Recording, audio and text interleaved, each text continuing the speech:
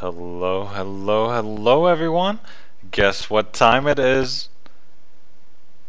I know what time it is. Do you know what time it is, winners? Yes, it is 6:59. 1 minute to go until SC2 MENA. Oh my God, SC2 MENA Cup number 9 kicks off, and I'm so excited about today. That's right, winners. We have hopefully another great weekend coming up very shortly here. We already have the brackets live, so we please check it out at challenge.com backslash statmina9 if you'd like to keep up to date with all the matches happening, as of course we will not be able to catch all of them at the same time. That is right. Thank you very much for that, twdnewh. My name is Winners, and as I already said, twdnewh is here with me. We're the premier casters for the SC2 community here in the Middle East and North Africa, and we're going to bring you a lot of action, like always, tonight. Right, so we should hopefully be looking at the brackets now, trying to figure out what the first matches are going to be. And hopefully we'll get an invite really soon to get this thing started. I'm very excited, winners. I always look forward to Saturdays, as they are the days for the MENA Cups. I am hearing some rumblings about possible changes. I certainly hope that does not happen. But in any case, I will try my best to always be there alongside you to make sure we provide our viewers with constant chatter and casts for all these wonderful games. Thank you very much for that. And yes, that is correct. Changes are coming to the SC2 MENA Cup. We're already in the lobby. I'm just asking why so many people are invited here. Because sometimes people lag out and it's not nice for the players or us casting.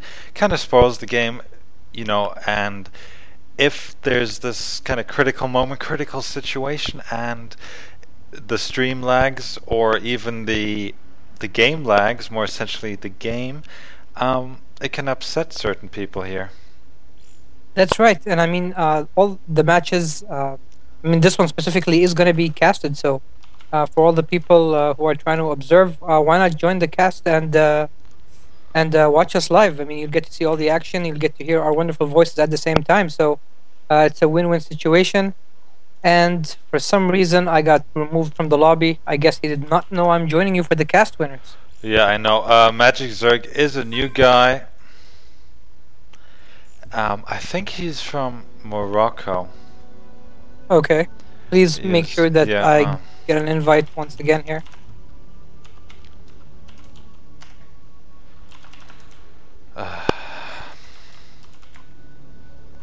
All right.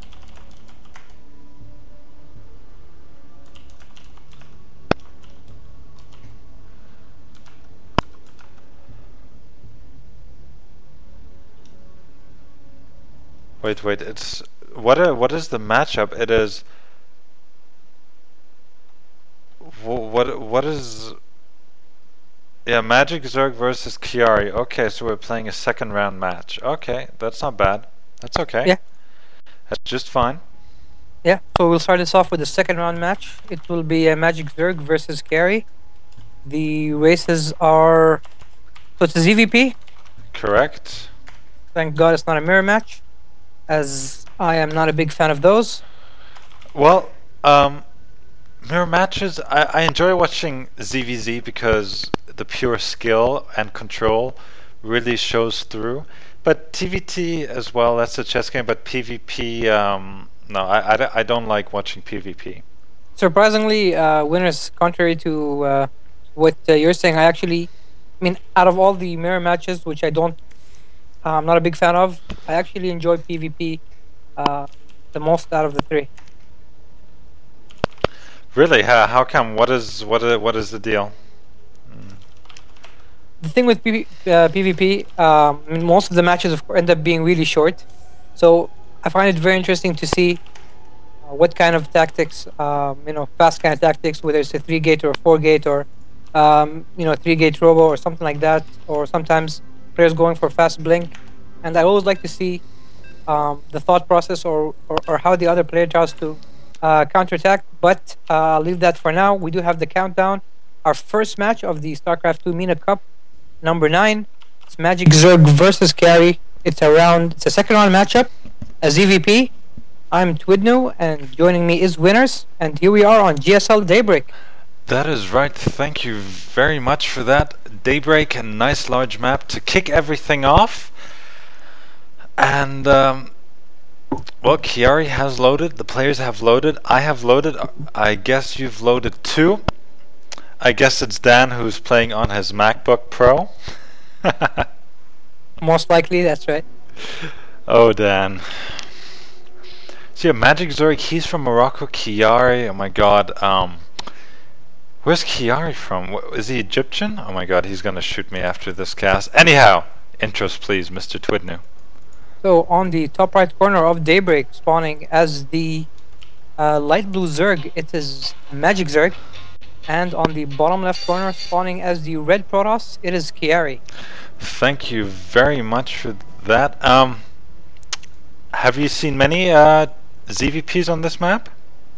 I've seen quite a few, and generally this map has shown us great games in various tournaments, various matchups. I'm a big fan of it. Although it's a two-player map and both players know where their opponent have spawned, it's still very entertaining to watch, as the terrain of the map just somehow brings us a lot of great matches. What about you? What's your experience with this map? I haven't played too much on here, to be quite frank. I don't get to play a lot, but I have seen quite a few games on here. But I think what I've seen, as far as I can remember, Zergs definitely like this map. They can get a nice little, well, the natural is quite easy to take. It's nice, kind of wide open. You can defend that with a nice wall off. You get your Evo chamber, your spine crawlers, your queen, your macro hatch there, and then with the creep spread you can relatively get that easy access towards the third. And with the mobility of Zerg, I feel that they're quite easy to defend, though for Protoss in this case I fear a little, because most of the Protoss units are slower than compared to the Zerg, except for the Blink Stalker. But let's see what Chiari is going to do, because he's opted for a Forge Fast Expand here. Definitely looks like a Forge Fast Expand Winners. And just to get back to what you were asking about earlier, Chiari is Algerian, and he's a resident of Saudi Arabia. So that's just something to clear things up. Thanks to Abdullah for that clarification. Thank you. Look at this, Winners. It's a Nexus first here from Chiari. Very risky here and very brave. But, well, let's see what is going for him. He has managed to get rid of, well, excuse me, not get rid, deny that expansion here for the Zerg, and that has forced the earlier pool, I would presume. Two Zerglings are on the way, so not the 4. He wants to get that queen out.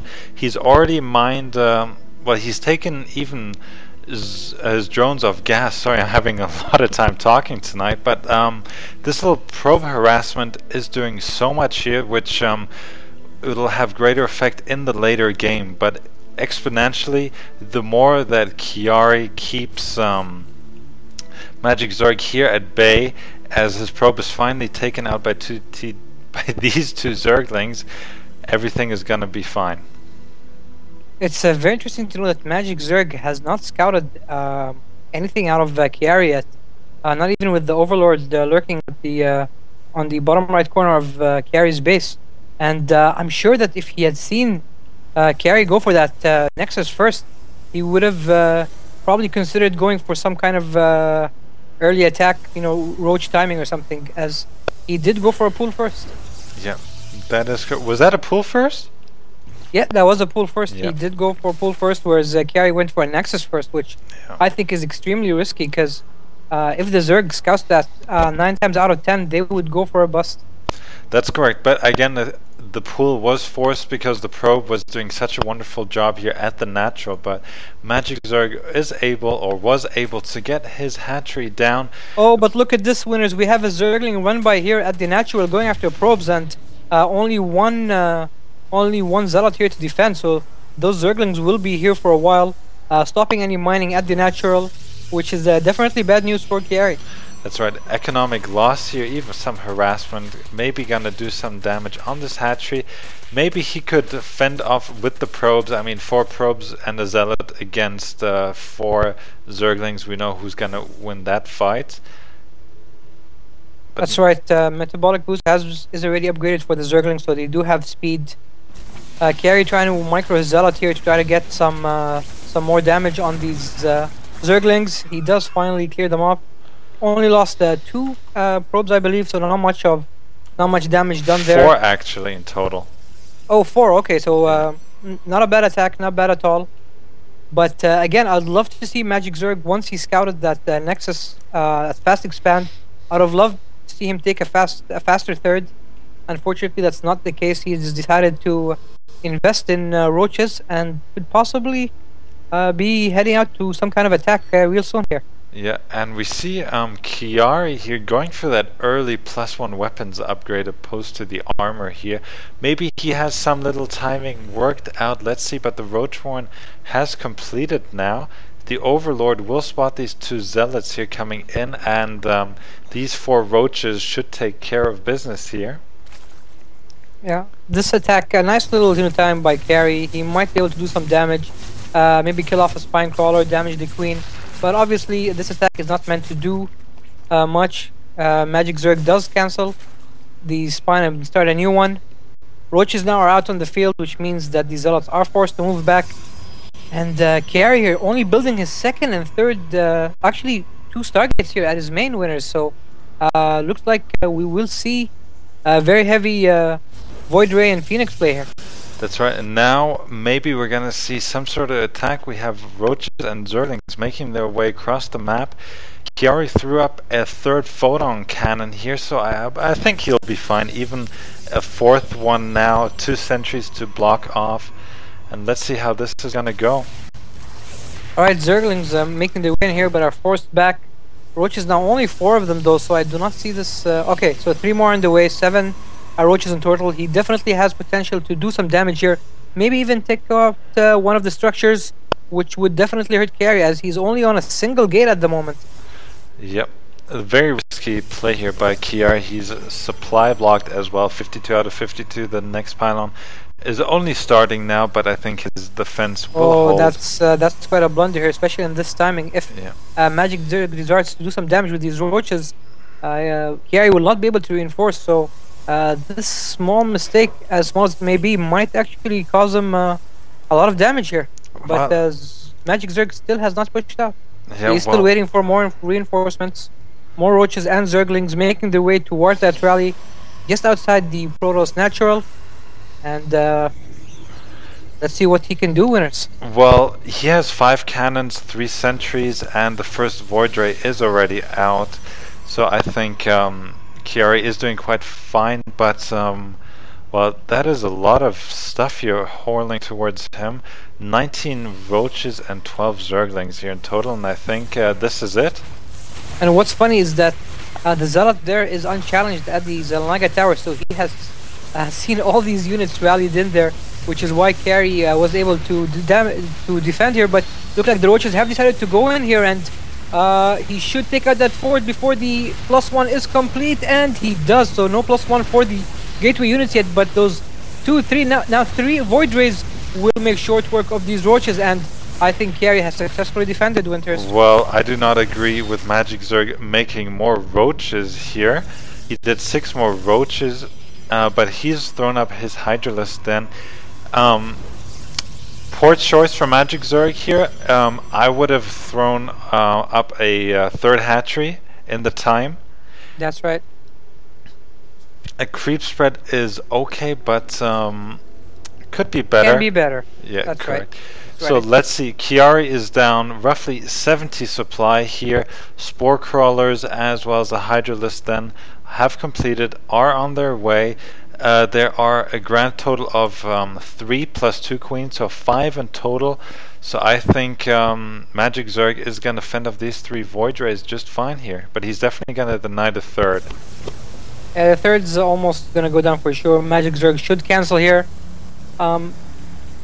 When Magic Zerg saw that the Protoss already had the expansion up, he essentially had 2 choices. Getting that fast third or going for some timing. And you know, when some time passed by and we saw that he did not go for the expo, we were almost guaranteed to see some kind of attack. It was just very unfortunate for him that he did not try to stop the scout or try to make its way to the Zelnaga tower. And as a result, that single Zealot was able to see all these roaches and all these Zerglings rallied in and prompted Chiari to try and defend. And I think had the Zealot not seen all that, Chiari would maybe not have been quite as prepared. Yeah, so now we see that Chiari will actually get his third up before his opponent, and that's a huge deal, especially when you're a Zerg. Zergs want to have at least 1 base up on their opponent. That's right. As he is still on 2 base, he is up at layer. He's getting more Hydra, so he's going to go with the low tier Unicom position here. He's getting more and more upgrades. He's finally spreading that creep. We have quite a few active tumors out on the map here, but let's see what Magic Zerg is going to do now. Hydras are awfully slow on creep. There are a few, excuse me here, we have quite a few sentries. We have an Immortal somewhere, Colossi out there as well, and 3 premature force fields. Wasted to a certain extent, but let's see what Magic Zerg is going to do. Is he going to go around? Magic Zerg, okay, I think he's taking out what looks to be an Immortal, and now he's trying to go for the main, but a lot of sentries allowing Chiari to stop this unit with a lot of force fields. A few misplaced ones, I think, a few unnecessary here and there. So good on Magic Zerg forcing out some of those force fields. But Magic Zerg, as usual, a little behind on the scouting, does not know that Chiari has a third up and running already at the 9 o'clock position. Yeah, that's right. He's amassing quite a few units here. What I like this time around, he's getting his 4th base behind this attack. Or, well, I wouldn't call it an attack, I would call it a contain. At this point, he's keeping Chiari in his base. There's no way Chiari can move out. He's at 34 food. Excuse me, 134 food. He's got 2 Colossi up, Thermal Lands, Twilight Council as well. But yeah, the income, just about even with Protoss slightly in the lead. And now here we come. Okay, so he spotted the third now, and looks like he's good gearing up for an attack. And I think he can potentially do a lot of damage, maybe take out a couple of gates. And the Void Ray is now in, but the Hydras will be able to take out those Void Rays quite quickly. But there are force fields, and the Colossus is able to take out almost all the Hydras there. So a great force field play by Chiari, excellent defense. But in the meantime, Magic Zerg does have his 4th up at the bottom right corner. So he is now back up in bases as he should be. His creep spread, as you mentioned earlier, is improving. But he will definitely need to do a little better, especially if with all these Hydras on the field. That's right. Looking at the probe count, it is 71 drones against 69 probes. So not bad at all. He wants to get about at 80, 85 drone, that number, that magic number, and then go from there. He is upgrading to Spire now. Blink for his opponent. And now we see Chiari trying to take that 4th, and this is where it is going to get just a bit tricky here. That's right. The 4th base will be quite possibly the game changer here, as Chiari is of course down in bases, as we mentioned earlier. Although I think 3 bases are enough for a Protoss to be able to mass up to that 200-200. A 4th base will definitely make a difference if the game does go on for a little bit longer. The supply count is almost the same. Magic Zerg with about 13 supply ahead. Tell us about the upgrades winners. How are both players doing? Well, weapons level 2 for the Protoss is just about to finish. As you can see, we have 2 level 2 missile attacks for those hydras as well as the roaches. Carapace level 1 is going to finish quite soon as we see the first corruptors, and I think we're definitely in for Blood Lords. That's right, it's almost certain that Blood Lords will be the name of the game if the match goes on for a little bit longer. Looks like Carey has now is almost done with his 200 ball and is going to push out soon, as I think he should. Quite a few corruptors on the field now, so Magic Zerg definitely wants to take out those Colossi before they're able to do any damage, and picks out the Observer, which is good, but this is not going to be pretty for the Zerg. I think he engaged prematurely here, and the Colossi will be able to do a lot of damage before even the first one is taken out, and now all the Corruptors are taken out, and I don't know, winners. Looks like Carey might be able to push in and take out a couple of bases here. Well, I definitely agree. Poor engagement, small choke point here. Not enough room for those roaches and hydras. The thermal lance of that Colossi melting everything, and again engaging with just a few units here. These are gonna be melted away. We have 2 Void Rays here in the mix doing their thing. So we have now 171 against 150 supply here. More roaches in production, but there's the GG from Magic Zerg, and Chiari. Well, he takes game number 1 of this best of 3. That's right, winners. Like you said, very poor engagement by the Zerg. Those narrow points, those narrow choke points are Protoss's dream come true. And Magic Zerg essentially gave him the game with that last engagement. Very poor choice, as I'm sure he already knows. But looking back at the game as a whole, I think Magic Zerg's first mistake was not scouting. For quite a bit, he waited for his first 2 Zerglings to come out before he scouted. I think had he seen the very fast Nexus, the Nexus first play by Carey, he might have tried to go for a 1 base or maybe even a 2 base roach timing, which eventually came, but at that point it was too late, as he did not take out that Zealot, which saw everything coming, allowing Carey to put down a few more cannons, get ready for the attack.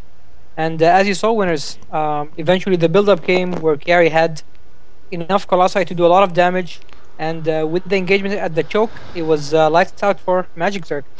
That is right. Poor place to engage the Protoss as well. We had 3 Colossi just melting those Hydras away, and I don't think that Magic Zerg did abuse the fact that Zergs have greater mobility than Protoss. He could have maybe made a huge round of Zerglings, maybe sent them in for a counterattack, maybe up to that 3rd base, or to deny that 4th, but Crossfire is not in the... Let me just check, is Crossfire in here? Yes, it is. Crossfire SE is part of the map pool, so we're all good to go here. Right, another 2v2 map. Crossfire, of course. 1v1. Sorry, a 1v1 map, just like the map before Daybreak. And we've seen a lot of, I believe it's out of the map pool on some of the tournaments, as it's one of those maps, GSL maps, was just not as successful as the others. In any case, looks like we are going to be starting game 2 here. ZVP, Magic Zerg versus Carey. And hopefully another entertaining ZVP winners. I hope so too, but honestly, I would have not chosen this map if I were a Zerg. I almost certainly agree. Unfortunately, for Magic Zerg, he seems to think that it is a Zerg favorite map. In any case, winners, on the top right corner, spawning as the red Protoss, our winner from the last game, Chiari. And on the bottom left corner, spawning as the light blue Zerg, it is Magic Zerg. That is right here. The reason why I say I would not choose this map is because we have these kind of high ground areas, these kind of plateaus with a few ramps. If you have sentries as well as Colossi who are able to walk over these little gaps, they can just walk up these ramps and over. When you have sentries then force fielding in, your opponent blocking off ramps, denying reinforcements to come in, I mean, it's just game over for the Zerg. But again, there are a lot of little pathways here and there. There are ways to get around to your opponent, and I just hope that Magic Zerg does what Zerg should do and be mobile with his units. Right. To add to your point, winners, about this being not a very Zerg-friendly map, is that the third base location here is not very accessible. The Protoss actually might can access this base very easily, and it'll be very difficult for the Zerg to defend. That's another thing to note down for this matchup. Looks like Carey is not going for that Forge fast expand again, where he looks like he's gonna wall off his ramp with the gateway, a cybernetic score, and most likely a zealot on hold position. In the meantime, it looks like Magic Zerg has decided to go for a pull first once again, and I think will most likely take his gas, or should be taking his gas very soon here. Yeah, again we have that lovely pesty probe there, also nicknamed Pikachu by Suncow, denying Magic Zerg his expansion at the natural. He even put down a little pylon, and well, he wants to give himself a little advantage, and in StarCraft 2 it's all about the small things adding up to make a big difference in the end, as we see now. Carey getting his second gas already, so obviously he wants to get a few sentries out early. He wants to be able to force field this ramp, which is relatively small. But like I said earlier, Protoss definitely like to have a large number of sentries on this map. What do you think about Mutalisks on this map for Magic Zerg? I think Mutas are actually a good choice in this map, as there is a lot of room for harassment here. And one other thing I'd like to add is that the main does have those destructible rocks, which can be taken out by Mutas and can allow for some kind of Zergling run-by at the Protoss main. That's another thing to consider. We do have 6 Zerglings here out on the field. Looks like they will poke and see that the Wallen is complete and they cannot do much. One thing I'd like to say is that... Oh, but wait, winners. Oh, is this Dark Templars? Looks like it is going to be a Dark Templar expand here. Twilight Council going down at the Protoss main. And there are no Overlords nearby. There's actually one making its way towards the main, but... will Carey be able to deny this if he spots it in time? Well, he does have a sentry, so he could tickle that Overlord away if he wanted to. Alright, so great timing now to drop the pylon at the corner. He does see the Overlord, and I think should probably spawn a few units to try and... Why is not moving that sentry away? This Overlord is getting awfully close to that Twilight Council. Yeah, let me see. Oh, he even... Oh no, he's gonna see it. Oh, did he see it? Yes, he did, winners. He does know what's coming. No, he did... Yeah, he does. He does see it, winners. Yeah. Did he click on it? I don't know if he clicked on it, but... Spore crawlers, yes. Exactly. Look at the production tab. He is building a spore crawler, which tells us that he did see that, and I think that was very careless by Carey. He did see... if he did not see the Overlord coming, I might understand, but he had all the time in the world. He did put down that pylon at the corner and saw the Overlord coming, yet did not move the sentry to try and block it. Oh well, and this is very... this is going to be very cost ineffective. We have that one pylon here on the very bottom of the right side of the map, but I don't think it's going to do any good at all, because there's one spore crawler at the natural as well as a spine crawler. DTs have to do damage in order to pay for themselves, and this is a scenario where it is not going to work. Very unfortunate. I would have liked to see, like I said, when it is a very, very heavy investment, especially this early in the game, and he's still off one base. So essentially, you know, after investing all this money this early, he would like to do a lot of damage. We do see both Dark Templars now making their way towards the Zerg main, but of course the Spy Caller there with great position. But no, look at this, winners. One Dark Templar. No, he shouldn't fall back. He's now headed towards the Zerg main, and very, very lucky for Carey, or might I say, very, very careless by Magic Zerg, allowing that Dark Templar in, and now he's killed off already 3, 4, 5, 4. So this is slowly becoming very, very effective for Carey. He is finally taken out, but not before doing more damage than he should have. Oh, but I like this here. Look at that Dark Templar here going to work on these rocks. That's right. This is also very clever from Carey. So Carey even though it was scouted, even though he invested a lot in it, he is trying to make it work.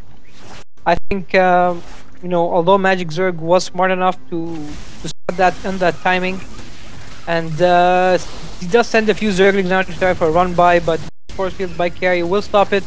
Dark Templar, of course, can do infinite damage to this. And wow, Carey is just playing this right to the bone. Even after being scouted, even after the possibility of not doing much damage with this, he is still defending great. He does have an expansion up now. No. And that's not going anywhere, winners. He will defend forever. He is in hold position forever. Look at this here. Dark Templar did manage to get back into the base, but he is going to be denied. Yeah, the Spore Caller is there. I think Magic Zerg, the moment he saw that Dark Templar, although he reacted properly by dropping a Spore in the front, he should have also realized the danger he was in and dropped the second one at the main. Anyway, it looks like the Dark Templar play is over for now.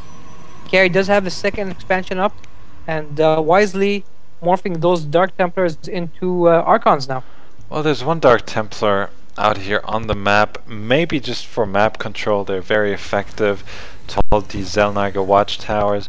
Let's see what Magic Zerg is gonna do. He's only at 60 supply. He has a Roach Warrior now. He does have a layer.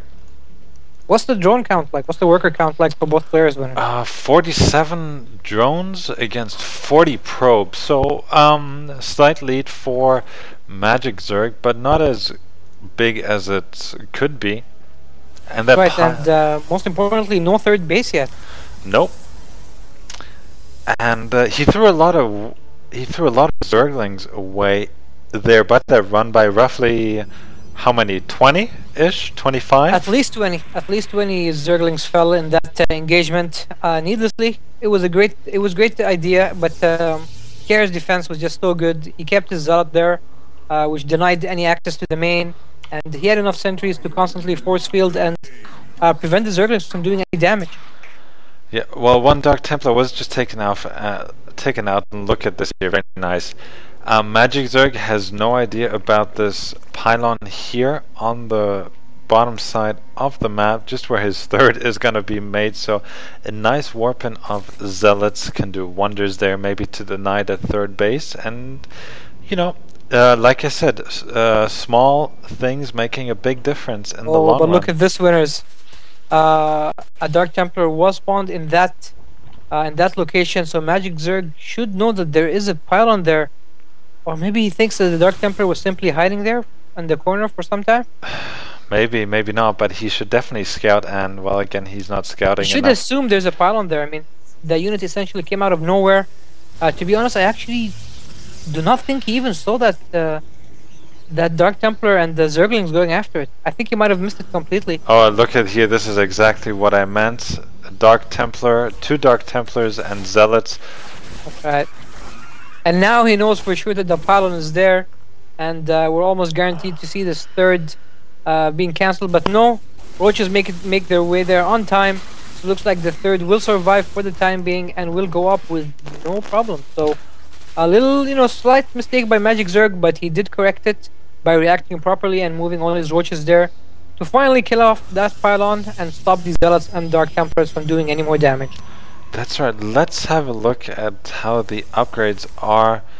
Well, there are no upgrades for the Protoss because there are no forges, if I'm not mistaken. There is one forge which is it's actually upgrading weapons level 2 now, so the units are currently on 1-0.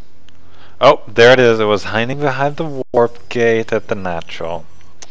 Well, my bad. I dropped the ball. I'm sorry, but that's why I got a co-caster here. No worries. You got my back, I got yours. So it looks like we do have quite a lot of Roaches, winners. Do you think Carey can defend this? I don't think so. Well, he does have Archons here. He should force field the ramp. Does he have enough sentries? No, only 1 sentry here. So 1 sentry is enough to force field for the time being, but once that energy runs off, he will not be able to do so. I think he should warp in a couple more sentries just to keep himself secure And going back to what you said, winners, this is exactly why we both think that this is more of a Protoss map. The Protoss can essentially lock out this ramp for as long as he wants, if he has the Sentry Spirit, and the Dark Templar is now Scout. The Roach is trying to go through the other side, and Kerry will have to micro his mouse. His life off to defend this, as that's a lot of roaches, and they are, I believe, 1-0 roaches. So yeah, well, he does have blink. Okay, he does have blink, which taking out that overseer is very important, as Magic Zerg cannot attack there, knowing that there is the possibility of Dark Templars. So the third now for Chiari. Chiari, he reminds me a bit of Thorzane. Very slow, but very decisive. I definitely agree, winners. Of course, not the same level, but he does his thing very slow. He does it his way, and well, it brought him victory in game 1. And well, he's down about 80 supply now, but well, he's doing his thing, and Magic Zerg is being very defensive, and Chiari is just using that to his advantage. I do not agree with him pushing out now. He is really behind in supply. I'm not sure if he is aware of that. And now looks like engagement. Roaches coming from both sides here, and Chiari's in a lot of trouble. Those roaches will be able to do a lot of damage here. They're 2-1 roaches now, and taking out those gateway units. Stalkers falling, not being... The blink micro is not as good as it could have been. Roach is now taking out almost all the stalkers, and Chiari now is 1/3 of the supply of Magic Zerg, and I think he's gonna fall, and we are gonna go for a game 3 here, winners. Well, let's see, what does he have at home? He has 2 cannons and 5 stalkers. Oh, not enough, and Roach now even done for Magic Zerg, but those cannons there do stop everything. He should, he's still persisting. I don't know why he was doing this, but I do not think it'll make a difference. He just has way too much, 77 supply to 186. Even with that third up, I do not think Chiari will be able to survive this attack. More roaches streamed in now, taking out all the stalkers, going after the Nexus at the main here, and things aren't looking too good for our Protoss friend, winners. Well, he does have a lot of Dark Templars there, as he managed to snipe the Overseer, and well, they might actually hold this for him for the time being. Right, and looks like no Overseers on the way just yet. So those Dark Templars doing a lot of damage here, but the Nexus at the Natural has fallen, which means that Chiari is going to be even further behind, as he's only 56 supply compared to the Zerg's 162. That top third base hasn't been scouted yet, though. No, it hasn't, winners. So Magic Zerg probably thinks he's way more ahead than he actually is. Observer now is able to see those burrowed roaches, and I do not think Magic Zerg should continue to engage with that Overseer, and maybe micro it a little bit better to avoid anything. Now. It is there now, but look at this Chiari. I'm loving this. Always target firing the Overseer, but I guess it was too much for him to handle, and he is forced to tap out. GG, and we have a tie, winners. We're gonna go into a game 3 here. Yeah, that's right. Game number 3, and personally, I think it was down to that Dark Templar harass. I mean, not doing much, essentially. I definitely agree. And he went for very, very fast Dark Templars, winners. At that point, with the resources, with the number of bases and number of probes, it is too taxing, and he had to do a lot of damage with it. I mean, worst case scenario for him was to try and take out a hatchery at least. But fortunately for Magic Zerg, his Overlord came at the right time. Chiari was not able to deny the scout, and although the Dark Templars were able to kill off a few probes and do more than they should, it just put Chiari too far behind, and denied him any chance to get back into the game. Yeah, absolutely spot on there, Twitter. Thank you very much. Unfortunately, I do have bad news for everyone. Our defending champion and gunman pulled off a no-show. Also, no gunman this time around. No gunman. Very unfortunate, as like you said, he is the winner of our last tournament, and we would have loved to see him come by this week again to try to defend his crown. Twidno, could you create GSL Entombed Valley by any chance? GSL Entombed Valley, sure. That new one where the Zerg has trouble getting his third, and we might gonna see a nice two base timing attack here by Chiari. Well, that's what is happening. Well, that's what I'm thinking about in my head right now. But yeah. Okay, but in this map, the Zerg does have access to a very fast third, so. Oh, this is the one where the rocks can be broken, correct? The rocks. The rocks from that natural to the third. From the natural to the third, I think so. I'm not quite sure though. Yes. There are many maps here, and I am losing. My memory does fail me at this moment. In any case, I'll just invite the two players here to the game. You have them on your list?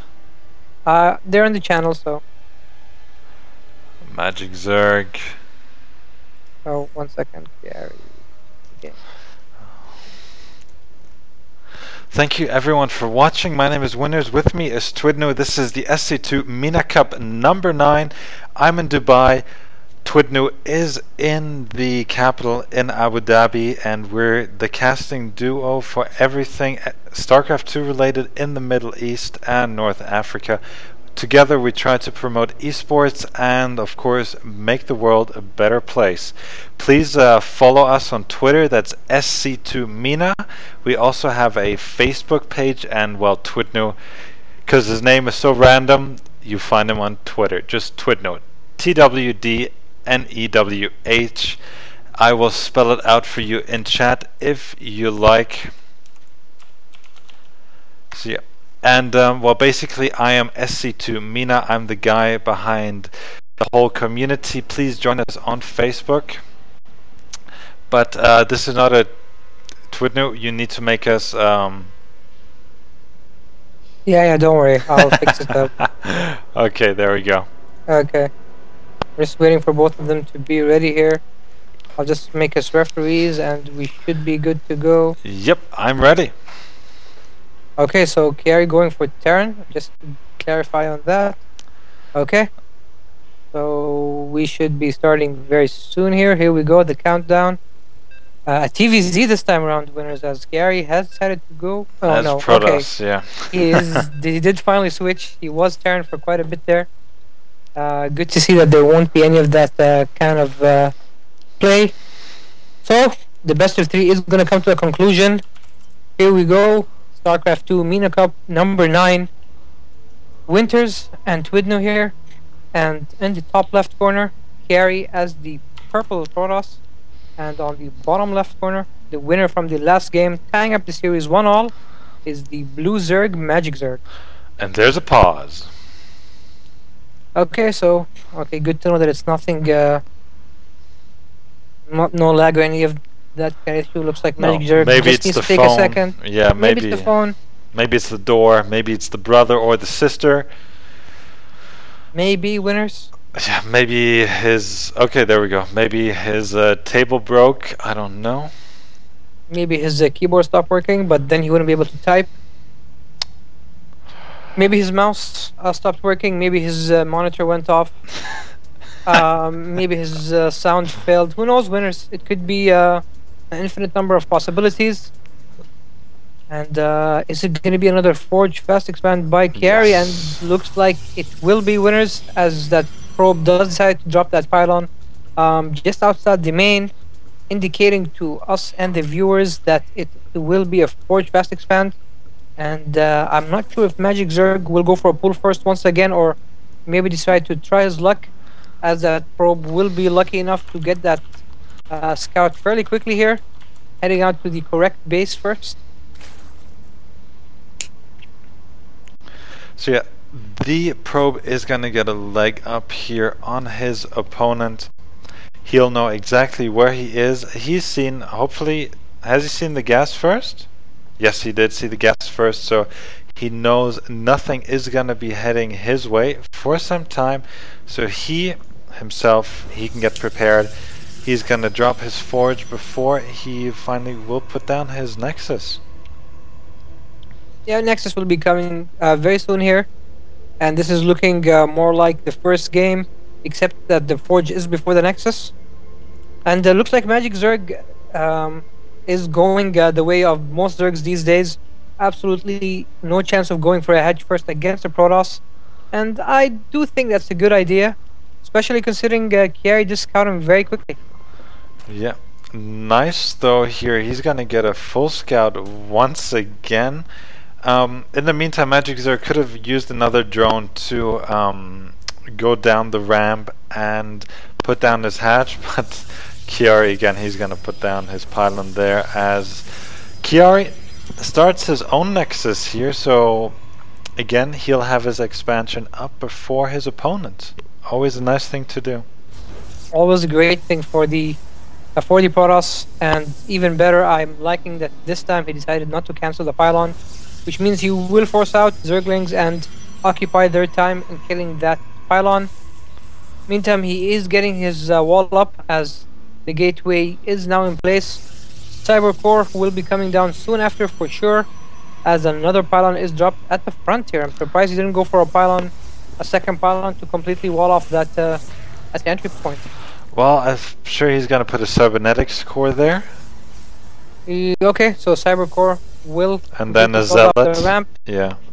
Yeah, I don't know. I'm not even sure if he needs a zealot at this point. He might completely wall himself in and then, kill off one of the pylons to get through.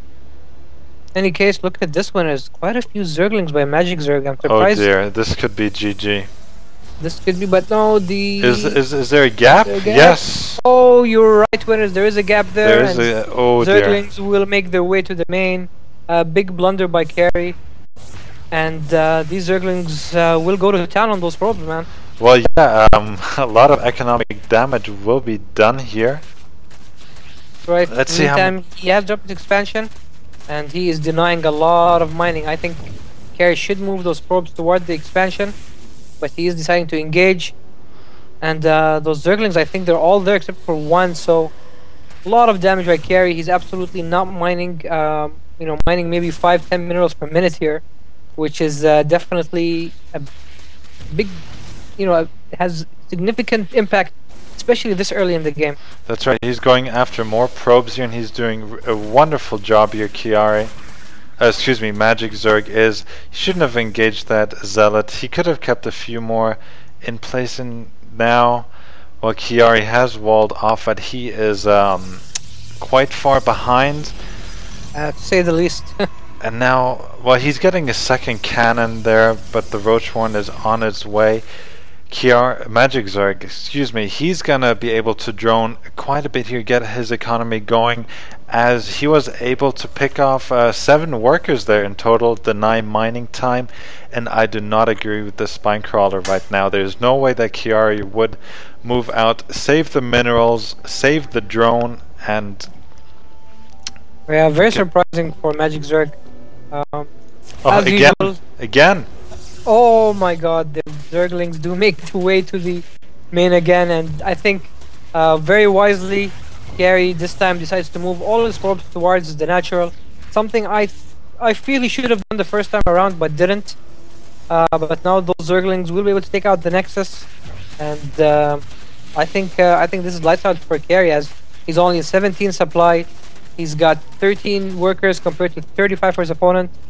Roach Warren is up now, and I think once the Roaches reach the Protoss wall, and I think there's nothing to stop them here. Yeah, that's right. Now the Nexus has lost its shield. It is about at 700 HP as well, and Kiari is in a really tough spot here. He did go Nexus first, but... I'm sorry to interrupt, but look at this. Like you mentioned earlier, Magic Zerg's dropping another spine crawler at his natural. Very surprising here, and he's not producing any roaches. Yeah, well, at this point though, I think he's so far behind, even picking off 1 sentry there. I mean, there's not much to say there. He's droning, he's getting a layer. I don't know why he's getting a layer. That's what I'm thinking as well. Too much tech here. He dropped a spine crawler, and he made the Roach Warren and did not produce any roaches for quite some time. And even now, he only has 2 on the field, so I'm not quite sure what his game plan is here. Is he maybe just looking to take up the Spire really quickly and just end the game? I mean, get 20 That's roaches. the only possible. I mean, yeah, just get 20 like roaches. an army of roaches and go in. There's nothing to stop him. But I mean, the only explanation I can see is that he doesn't want to take up the Spire and just send his mutas to finish off the game. I mean, technically now going for spore crawlers. Oh, okay, now he's producing more roaches. 10 on the way here. So looks like he for some reason felt unsafe and decided to drop a spore crawler and 3 spine crawlers before mass producing roaches now. As Chiari drops the hidden stargates. He does drop his hidden stargates at the bottom right corner, but I do not know how much. No. Oh no. Oh dear. We're at the 10-minute mark, meaning if Magic Zerg does lag out, Chiari will have the option of taking the win. And that would be very unfortunate considering the circumstances here. I feel so bad for Chiari, right? Well, for both players. Well, more so for Magic Zerg, because this is almost definitely his game. Look at. Okay. Oh, so lucky for him, he is back now. Chiari, I don't know what he must have been thinking right now. But he does reveal his layer here whilst floating in with the Overseer. But again, Winters doesn't make a difference. He's 1 base versus 2. Again, another thing I'm very surprised to see Magic Zerg not do is not take a 3rd, 4th, or even a 5th here, as there's absolutely nothing the Protoss can do after all that damage. He's now at 91 supply compared to the Protoss's 31 only, and Magic Zerg is just making this take too long. As well, this could bite him. He only has roaches, and there are Void Rays on the way. I mean, if Magic Zerg loses his main, for example, he could be in a lot of trouble. And he was saying that he was actually AFK. Maybe he was alt-tabbing his Facebook. That explains the very, very high mineral and gas count which accumulated. So what's he gonna do now with all this money?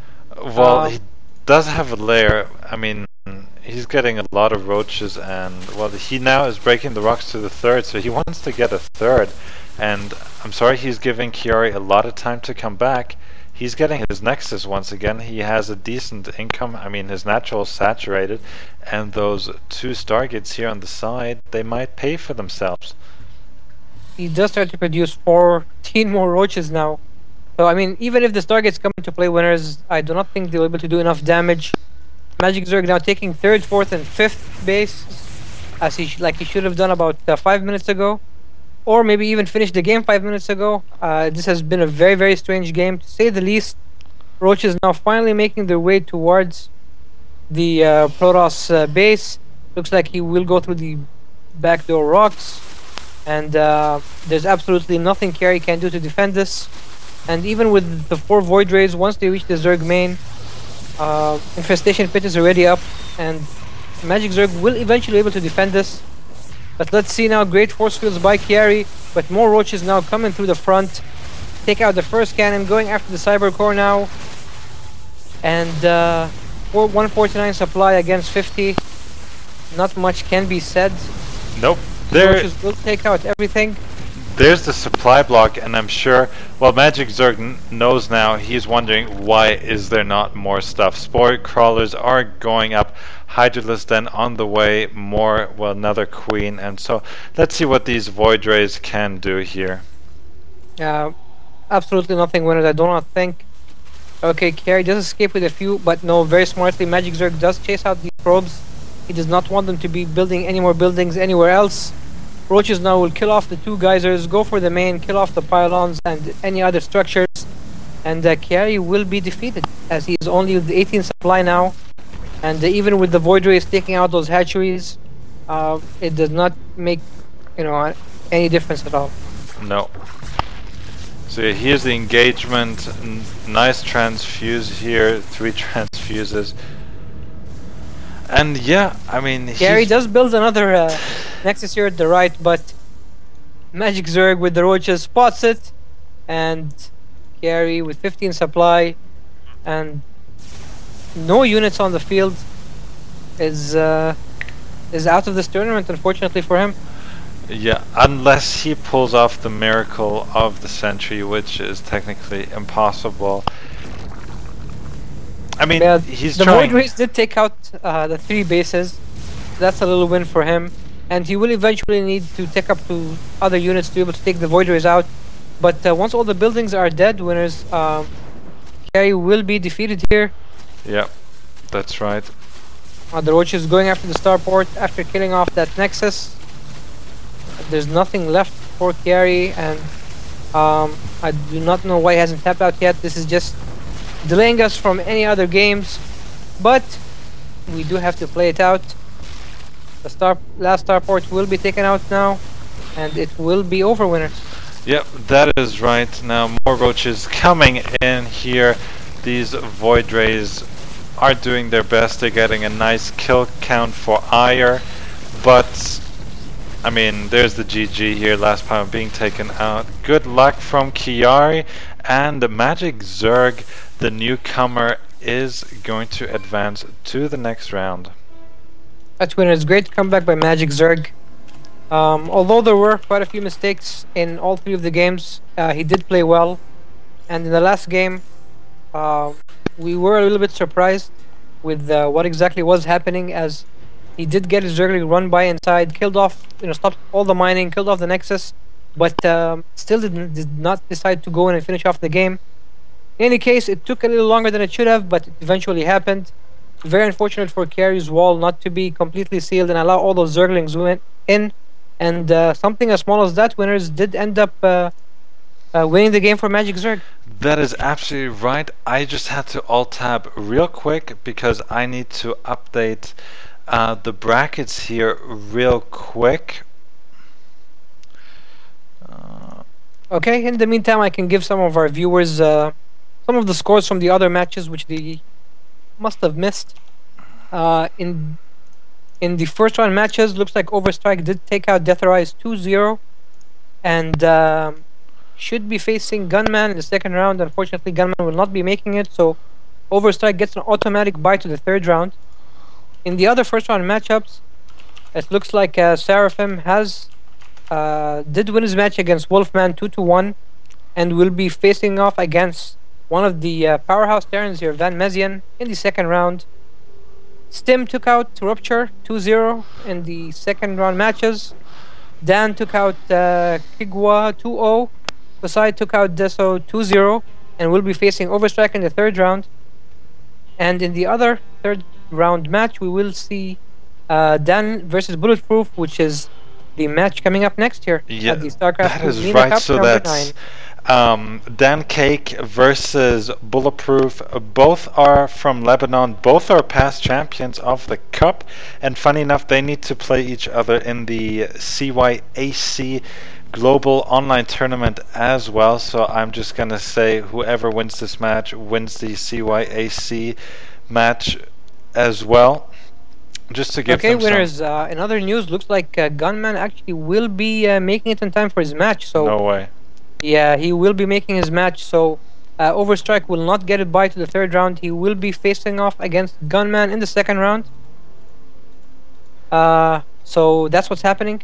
If you take a look at our challenge brackets, you'll be able to see that Overstrike should be facing Gunman, and I think that's what's going to happen. In the meantime, winners, let's focus on our very strong matchup here. Dan versus Bulletproof, like you said, 2 previous champions. A TVZ, my favorite matchup, and I am excited, winners, to say the least. Yeah, that's right. I'm just sorting out a bit of politics here.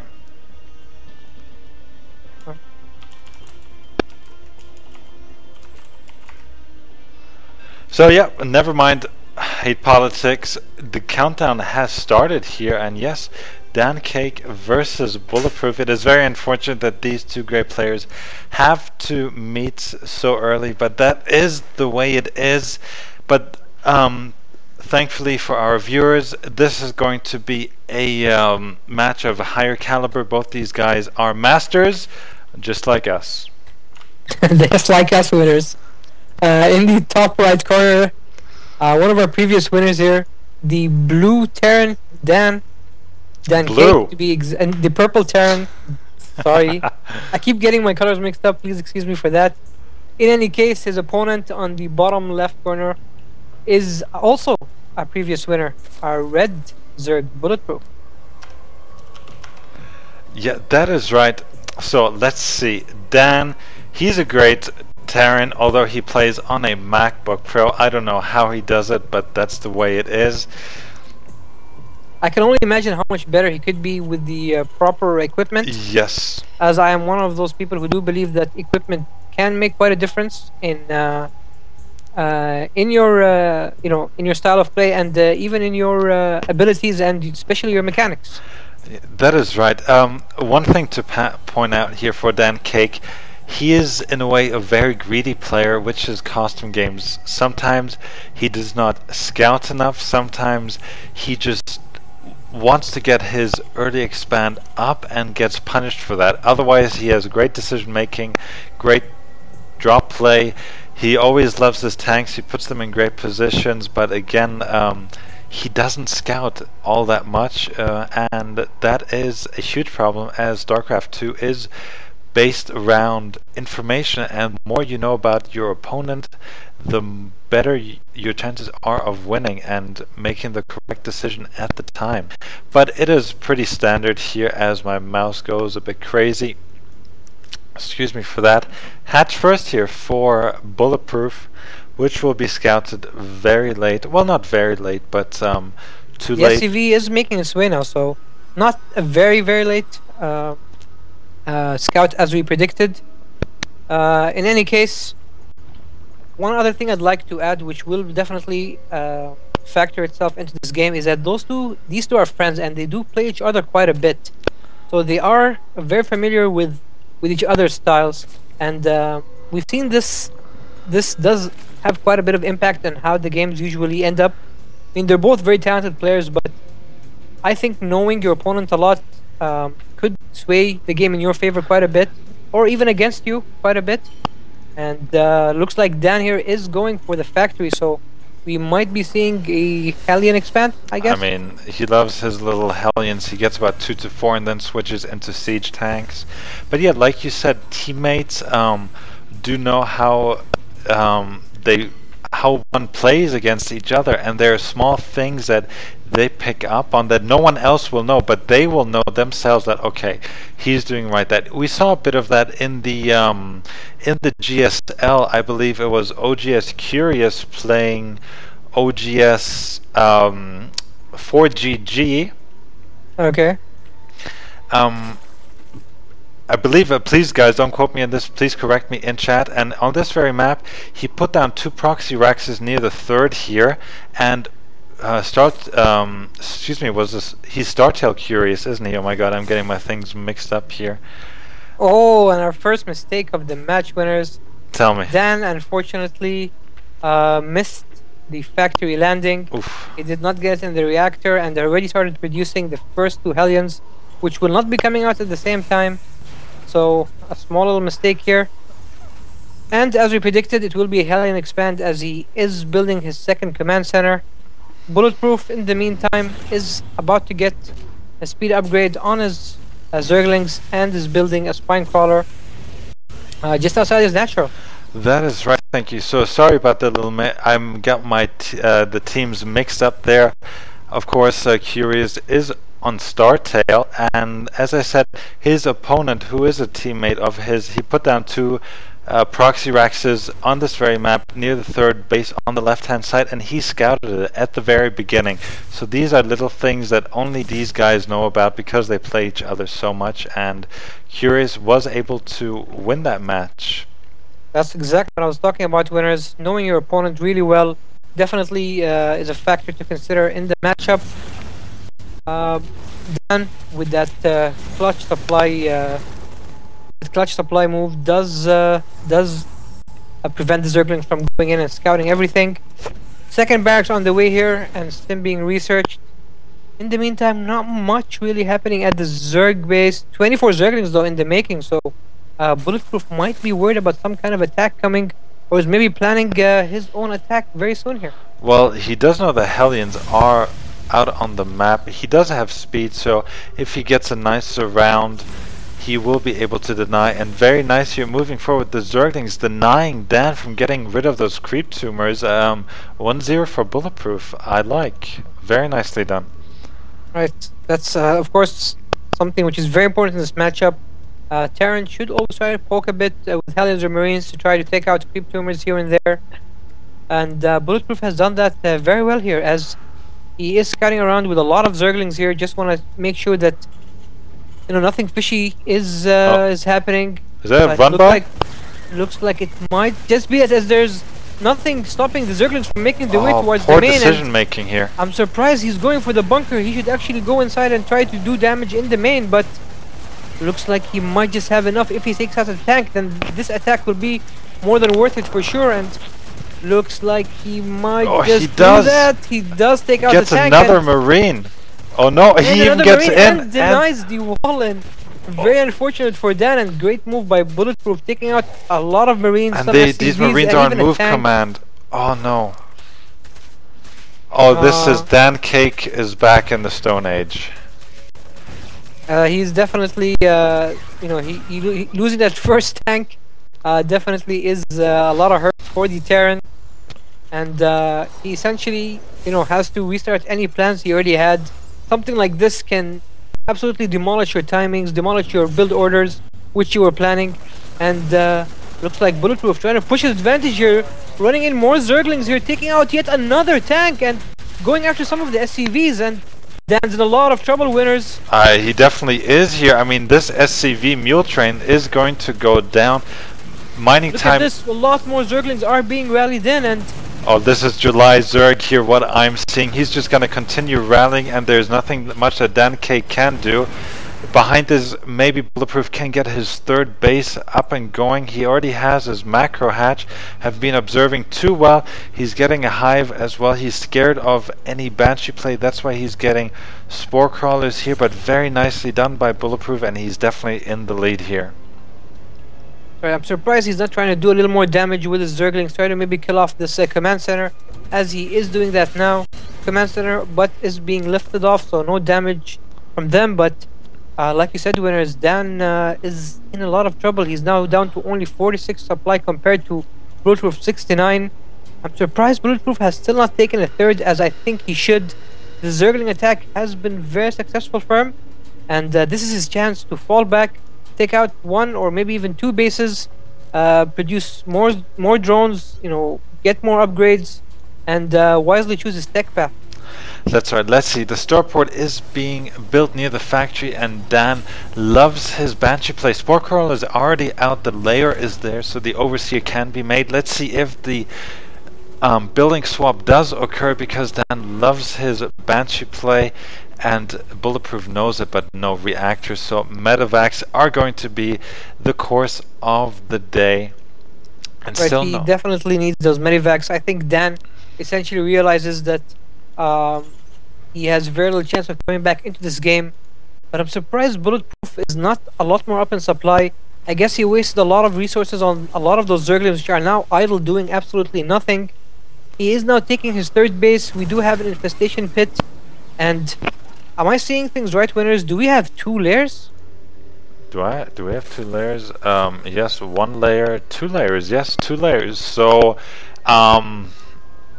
upgrades galore? I'm really not sure. That's possibly the only explanation here. One thing I'm not liking about Bulletproof is that with all those Zerglings now doing absolutely nothing, he should be try to be a little bit more proactive with those Zerglings, but he is not. Well, and he's giving chance for Dan to come back in, as Dan is already almost tight on supply here. And yes, Bulletproof does point out that he has two layers. Very nice. Well, not that big of a deal. In case he loses one, he still has another. So better be safe than sorry in this case. But this is something you don't want to let happen too often. Actually, I would like to disagree with you on something. I like the fact that he is not wasting these Zerglings. Siege mode is up. The Wallen does occur. Has completed as well. So running those Zerglings in wouldn't be too good. I would like him to have the mobile on the map to scout around and maybe to pick off units here and there, because Zerglings are basically free as far as I'm concerned. I do know what you mean, Winners, and I did not mean that he should run them in and try to attack. My point was that the Zerglings were sitting somewhere in the map doing absolutely nothing. He should have been maybe have group of them going around constantly, looking out for any hidden expos or something like that, which he wasn't doing. I certainly did not mean for him to attack, as that would be a grave mistake. But yeah, he has about 83 and no Baneling Nest. I mean, he does have the resources. He's floating about 1k minerals. He should get a Baneling Nest. I mean, especially because he's going Infestors. So Infestor Muta Banelings is kind of what the game does dictate. And I feel getting all these Zerglings, if the upgrades for the Terran are great, with Medivacs and these Marines on stem, they can do a lot of hurt. They certainly can, Winners, and it is very surprising that there is no Baneling Nest. Usually, he already has the Zerglings for it, so it's very strange that he is not making a Baneling Nest just yet. He is taking up to Hive now. I certainly hope that he only takes up to Hive in one of the bases, not all. He still hasn't taken a fourth, which is even more surprising. I mean, yeah, and I'm just trying to understand what Bulletproof is doing. I mean, after that great attack he had with the Zerglings, he should have expanded a lot more. He should have done a lot more. Infestor, okay. So he's trying to do some, some kind, I guess, clever kind of play, but I'm not impressed, Winners. I am certainly not impressed. I think he could have done a lot more, way better. If he threw 2 fungals on all those SCVs, he might have taken them all out.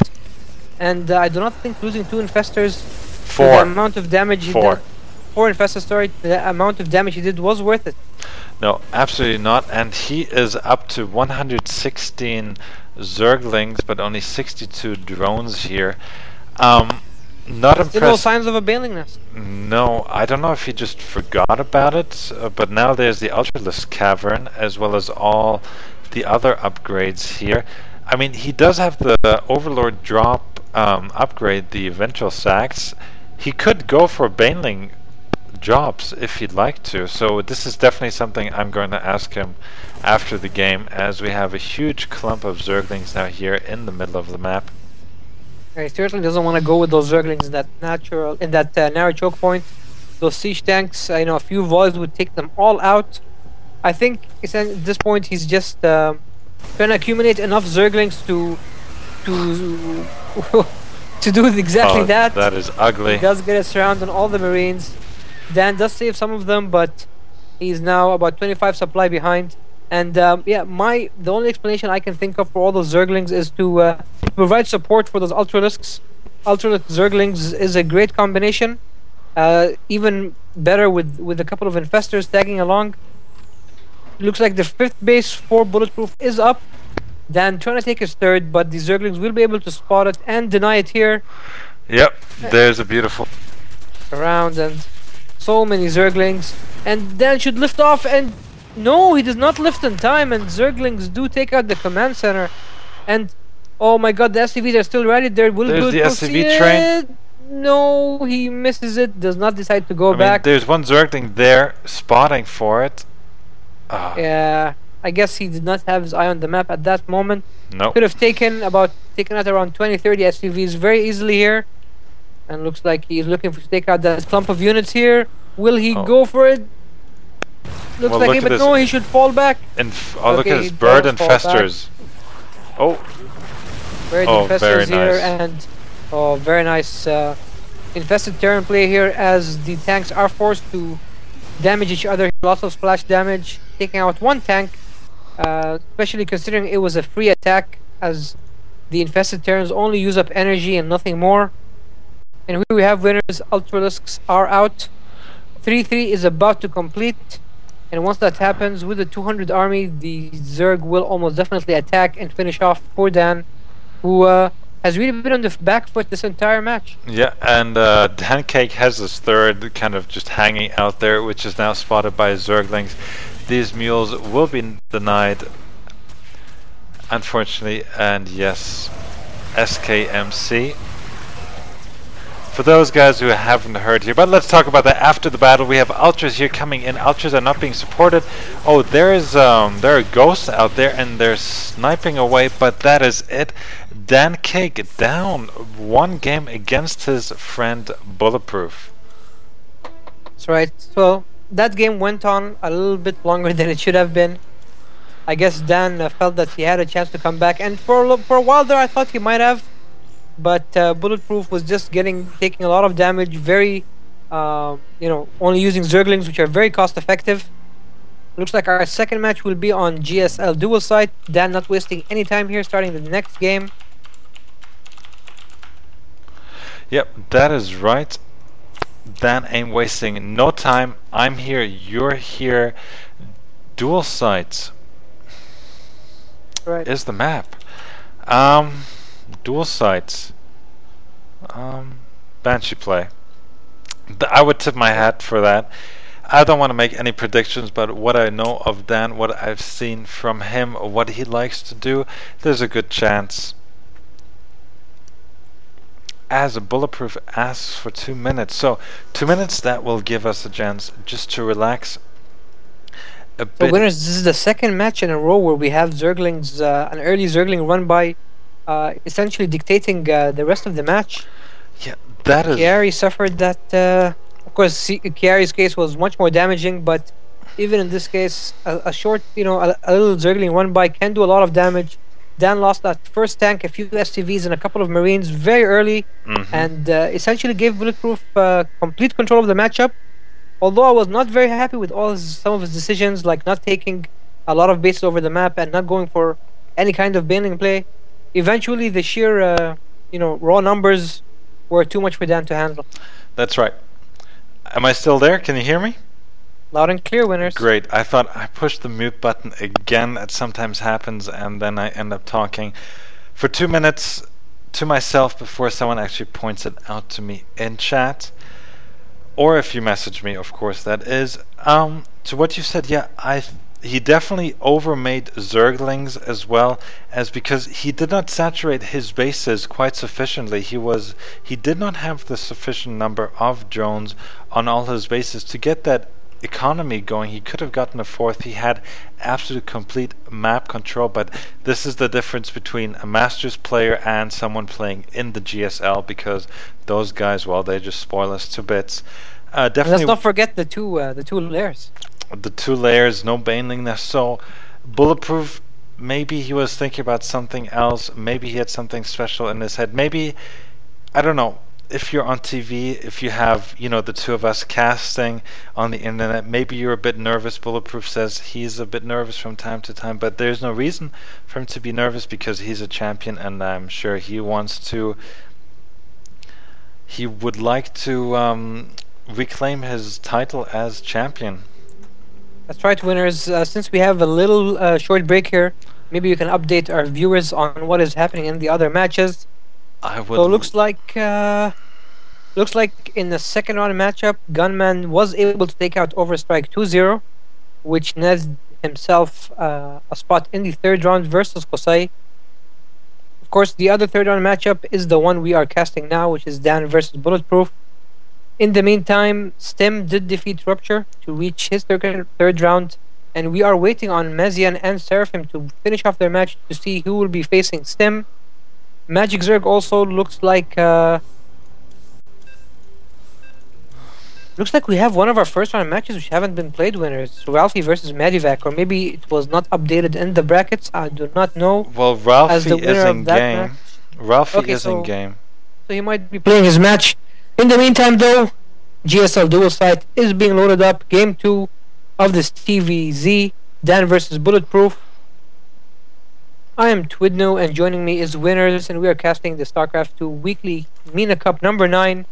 On the right side of the map, the ugly side, the evil side, it is the red Zerg Bulletproof. And on the left side, the cleaner side, the more environmentally friendly side, it is the purple Terran Dan, who is down 0-1 in this best of 3 series.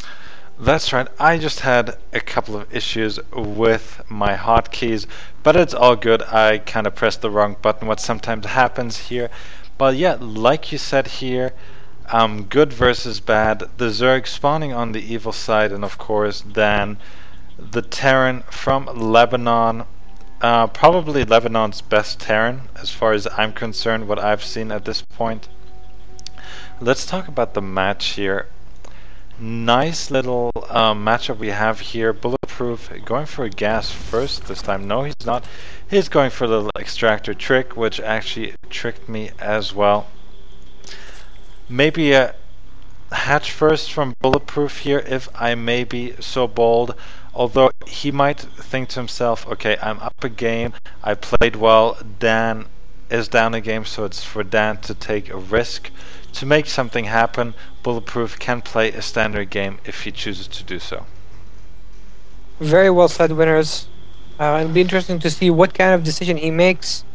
And looks like looks like he might be going for the riskier hatch first here, as we see a drone making its way to transform into a hatchery at the natural. And there we go. In the meantime, as with most Terrans, Dan has chosen to wall off his front.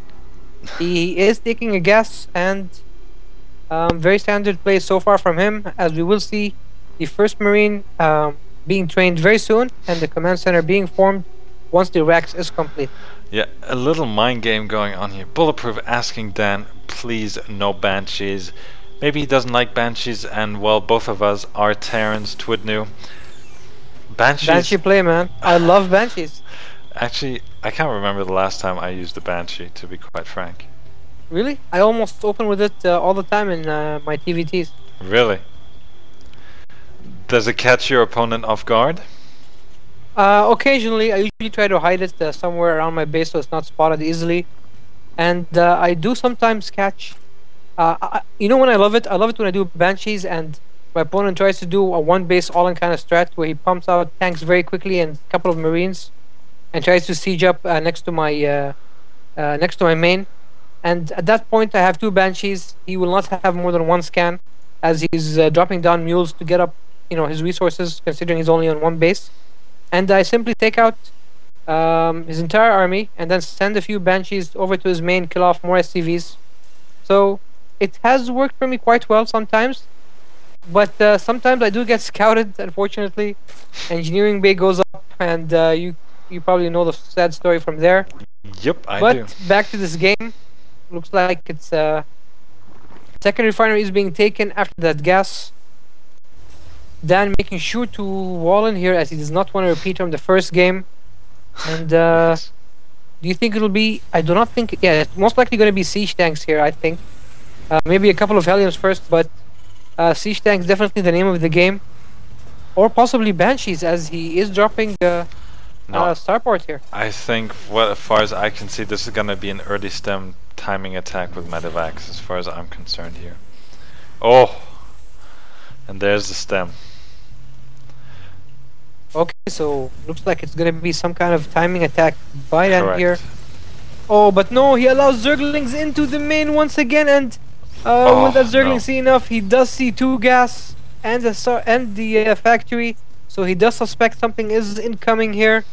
Looks like it will be Hellion and stemmed Marines timing, and I think a one base all-in. Dan's gonna try and do an all-in here, winners. Yeah, I think so too. So this might be Hellions along with medevacs and Marines. I would have liked to see maybe one or two Marauders in there. They're great against Spinecrawlers, they're great against Queens, as well as they take up quite a bit of surface area against Zerglings. Anyhow, enough of the theory and all that stuff. Let's see what Dan has here. What does he have in mind? One medevac is out. Is he going to go for an early drop? Yes, he is. But let's look at Dan. Bulletproof. He has nice overlord positioning here, and I think he'll be able to intercept that real nicely, though. Yeah, I do not. This has the potential to do some damage. I do not think so, though. He still does not see it coming. Will he see it in time that Overlord will just spot it as it is reaching his base? And no stem. No stem just yet. So those Marines, okay, they do take out one Overlord. That's but definitely not enough of an investment. But Zerglings now come to try and attack. They do get this around, but Dan wisely does load up the Marines into the Medivac and will safely get out if he chooses to do so. But no, looks like he is dropping again. Might wait for Stim to go out before he does anything. And Stim is seconds away. It is complete. So will he Stim? No. No, he's forced to get out. This drop looks like it will not do much.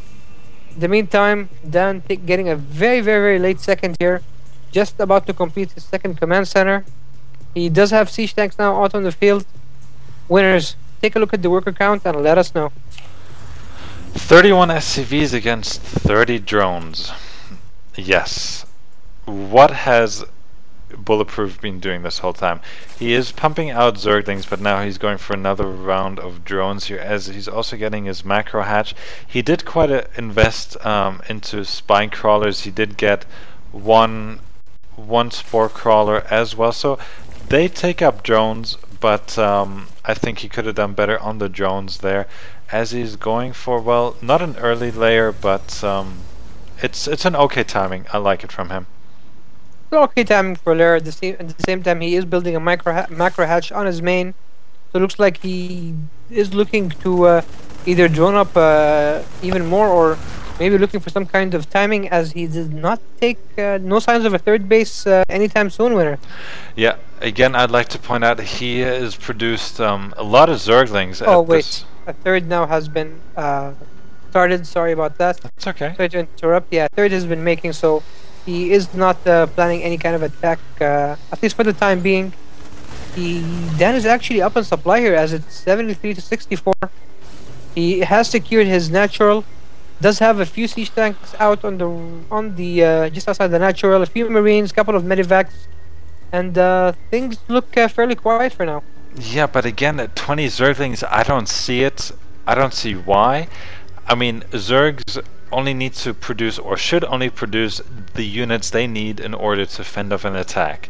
Otherwise, they should just drone all day and just sit there and gather minerals. I fully agree, Winners. Zerg is a reactionary race. Looks like we do have an engagement here, a little surround on Marines. Zerglings, I suppose this is why he decided to go with so many Zerglings, but like you mentioned, Zerg is a reactionary race. You know, he should not, Zerg should not be producing any units he does not need. He should dedicate almost all his resources to expanding and droning up, while slowly taking up and getting his creep out on the field. Bulletproof, though, looks like he does prefer this style. We have seen it in the first game as well. I hope he does not continue to produce more Zerglings, as he is now building a spire. Well, around 12 drones here, very nice on him. He's gonna transfer a few drones over to the third. The Queen's already there to get off her first inject. Dan, well, he's making his third. He's probably gonna get that one closer to his main. The creep spread for Bulletproof is quite nice. I hope that he continues to do so throughout the matchup. Dan might want to take out a bit. Oh, very nice. Dan did try to take out a few creep tumors, but Bulletproof did push his Zerglings to try and stop that, and the scan is gone now. Bulletproof should not... yeah, he should fall back, as the siege tanks there are very well positioned. Well, Dan here is stemming over and over and over again, so his energy on the medevacs is going to be quite low here. Not to mention, he did waste 2 scans just to take out a couple of creep tumors, so his resources will be a little lower now, wasting another scan, and unfortunately miss out on a couple of more 2 tumors. Zerglings now being suicided into there, and that Zergling count has dropped significantly. Yep, and again, Sorry, but how many Mutalisks did he produce? I did see the Spire finish 9 off just now there. Okay, so and they're in the main. Field. Oh, how did I miss that? They're in the main, and looks like they killed off quite a bit of SCVs before being driven out by the Marines. Now here an engagement here. There's a surround here by the Zerglings on the siege tank. 3 siege tanks being taken out here, and Dan should pick up these units and go home, but he's continuing to stream as Bulletproof is getting his 4th here. Mutas being intercepted here across the map. 42 Zerglings, more mutas on the way here. Bulletproof is going to camp the production facilities. He doesn't have enough mutas to do so quite yet. He's going to lose quite a few, but he's going to keep Dan in his base, and I think Dan knows that his time is ticking here. Very well said, winners. His time is definitely ticking. He has to do some damage here, deny a couple of bases, but Zerglings get another surround now. Will take out a few Marines and a tank. Mutas now fall back, will take out... Oh, and all the Marines are down, which means those tanks are for the mutas to completely take over. Very wisely going for the medivacs first, as he knows he can come back to the tanks later. One medivac down, a second about to go down. He will now go back for that tank, and Bulletproof is now about 30 supply in the lead, winners. Things are not looking too good for our friend Dan. No, not at all here, and praise the Lord, Banelings have been morphed. 16 of them.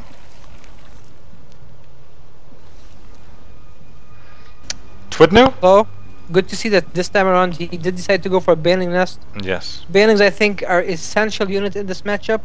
I'm surprised he was able to win the previous game without them. I guess that Zergling run by really did way more damage than any of us would have thought. Muta is now ravaging the third base, taking out the bunkers, taking out some of the SCVs, and delaying the mining at that third, killing off a couple of Mews. And Bulletproof, man, he's playing his cards right. Those Mews doing a lot of damage, and the later Dan's third goes, the later the more impact it is on his game, as the Bulletproof is now on 4 base. Yes, and I'd like to say I think these are the first bird Baneling landmines we have here in the SC2 MENA Cup. I think it's a little overkill though, as he does have about 12? 16 in one place. I'd like to see him maybe spread out these Baneling landmines across the place, and even if Dan scouts it, I mean, he will, if he scans there, he will be able to take them all out instantly. So a lot of risk there by Bulletproof putting them all those Baneling nests, but I guess he feels that this is the path which his opponent will take, and it's almost guaranteed to work. And look at this, Mutas now will take out the SCV, building the 4th command center, and I just don't know what Dan can do, as Bulletproof is now taking up to Hive. Yep, there's another force stem here. Marines chasing after these Mutas, but they have to be careful. Was Baneling speed centrifugal hooks, have they been...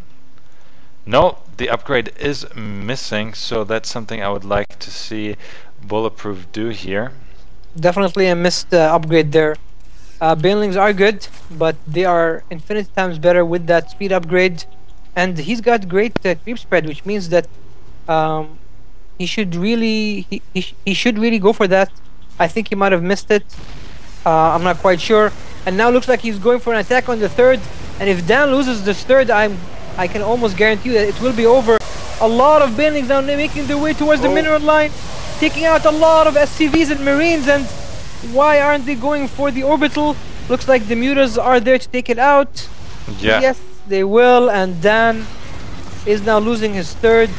Although he has taken a 4th, the Zergling has scouted it and can camp just below the drop point to force Dan to pull some units to try and do that, but I do not even think that's necessary, as he's only 65 supply to 144 Bulletproof.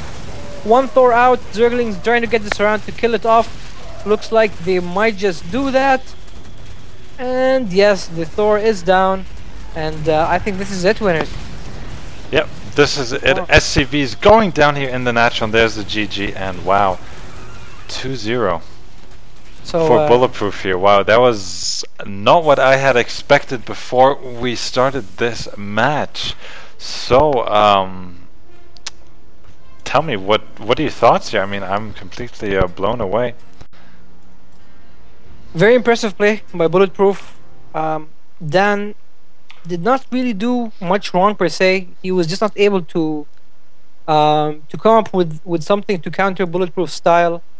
Although I think Bulletproof might have overdone it with the Zerglings out constantly in the field. Like I said earlier, Zerg should only produce what they need until they're able to take up to lair finally and choose their unit composition as they please. But yeah, Bulletproof essentially was able to do a lot of damage with the Zerglings very early into the game, and Dan was never able to recover. And this counts for both games, more so the first one. And as you saw, once he was able to deny that third, Dan had nothing. In the meantime, Bulletproof already teched up to Hive, was almost certainly going to go for Blood Lords very soon, and with the Blood Lords out, Dan wouldn't have been able to do anything anyway. And, well played, very well played by Bulletproof. He's definitely on his way to taking a second cup here. Yep, very well said there. Again, I would need to criticize Bulletproof for producing so many lings. There was no real need to produce that many lings, especially if you do not have the economy. I mean, I'm not talking about as an economy. I mean, he was perfectly safe, the position he was in, but I'm saying that he should have had more drones at that point. You shouldn't have, let's say, 65 or 70 Zerglings out on the map, and your opponent has more SCVs than you, but he is in no position to attack you. That is that is not the way a Zerg should play. Agreed, winners. Thank you. But it might be his kind of unique take onto it. So let's see how far it takes him this time around. Yep. So we're here in the lobby and we're waiting for the next game here. Pretty much everyone is in game as far as I can tell. I'm just gonna check the bracket here. Gunman and Let me do the honors, winners. Okay, please. I'll let you do it. Okay, so not much has changed since the last time around. The only difference I see is that Medivac did beat Ralphie in his first round matchup. So I believe he is playing Exothermic now in the second round. The winner will be playing Magic Zerg in the third round. I do believe the Qusay Gunman matchup is currently in process. So is the Stem and Van Mezian, and that's a game I would have loved to cast, as they are both some of the best Terrans in the business, or at least in the MENA business. Bulletproof looks like he is the first player to make it to the semifinals. He will be awaiting the winner between Gunman and Qusay. So it looks like it will be a ZVZ, as Qusay is a Zerg as well as Gunman. So our first semifinal, we already know the matchup. It is my least favorite, but we will have to cast it anyway. And I guess we're just waiting on the other guys to finish, winners, before we see who will be our other semifinalists. Yeah, that is right. So yeah, we're just waiting. Unfortunately, guys, this is gonna be a bit of downtime. That'll enable me to check everything, Twitter and so on. Okay, I'm gonna try and see if we can catch one of the Mezian and Sting games, as I'm really excited, as they're both very capable players, and I do see both of them possibly making it very far here. Let me check.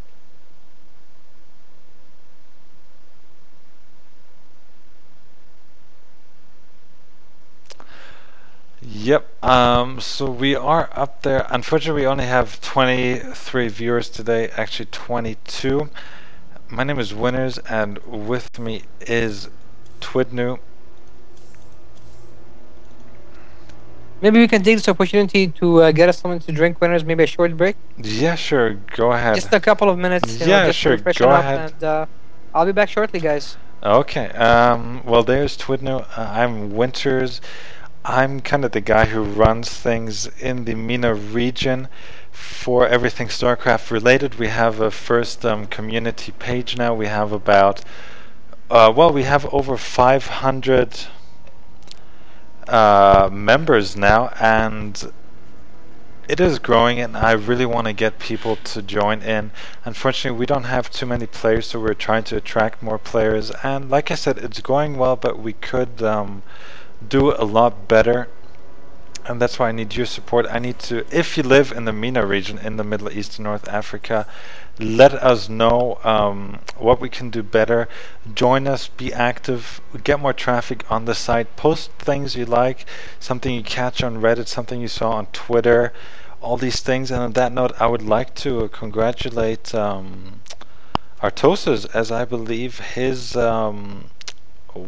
girlfriend or wife gave birth to a girl a few hours ago. So congrats to Artosis, who is of course the idol of every caster, because he is just up there. He's one of these casting gods.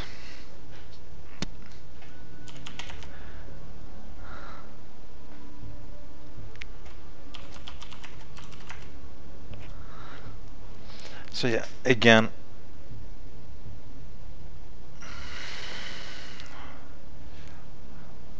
so yeah, I'm just gonna take a quick break as well, so why don't you stay tuned. We'll be back in just a second.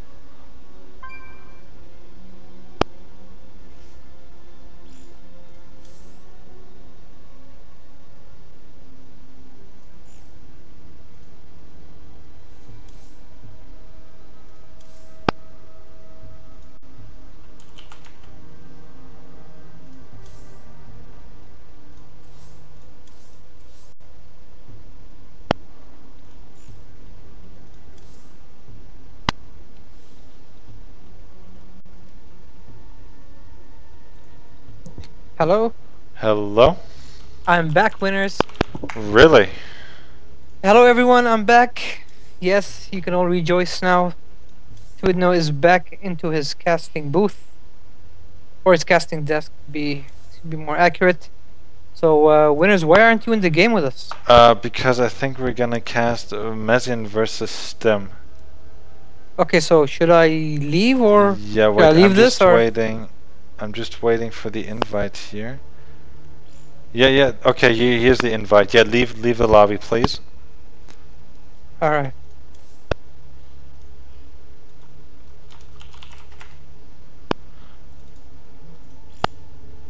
All right, so I'm out of that game. Looks like. What's the score like on the Messi and 1-0 Stem game? to Stem. Oh wow! So, Stem flexing his muscles here. Looks like we are gonna have a second entertaining game. That's Unfortunately, we missed the first one, but we are here for second and potentially the third. And winners, why are there a lot of spectators in the room? That's a good question. I'm gonna ask the same question. I want at least half these guys removed, because otherwise we're gonna lag, as connections in the Middle East are not the greatest. Oh, I'd like to point out that tomorrow is the deadline for the ESL country championships, and there are a lot of countries there. Stem, of course, he's on the UAE national team. He's a Terran, he's a Masters, and he's been training really hard on EU and oh god, I think he has 3 accounts on EU, Southeast Asia, and NA. So it's hardcore, huh? Yeah, I think he's a Masters in all 3. Oh wow! So Yeah. actually, he's on this account. He is diamond. So I do not think this is his main account. Well, In any case, yes. sorry about that. In any case, looks like the match is starting up. Game two, TVT Mezian versus Stem, two of our most capable Terrans here in the MENA region. The map is GSL Dual Site, one of my favorites. Here we go, winners. It's you and me in the MENA Cup number 9. And your favorite matchup? A At least to TVT. watch. That's Yeah. right. At least to watch. Yeah, I don't like to play. TVT. Sometimes it is just too tasking, and I get upset because my opponent does something which I should have completely been able to counter, but I didn't. As we see Van Messian lagging here just a bit. Is everyone lagging? Yeah. Okay. Oh. It looks like everything is back to normal. Everyone's loaded up. We should be starting any second now.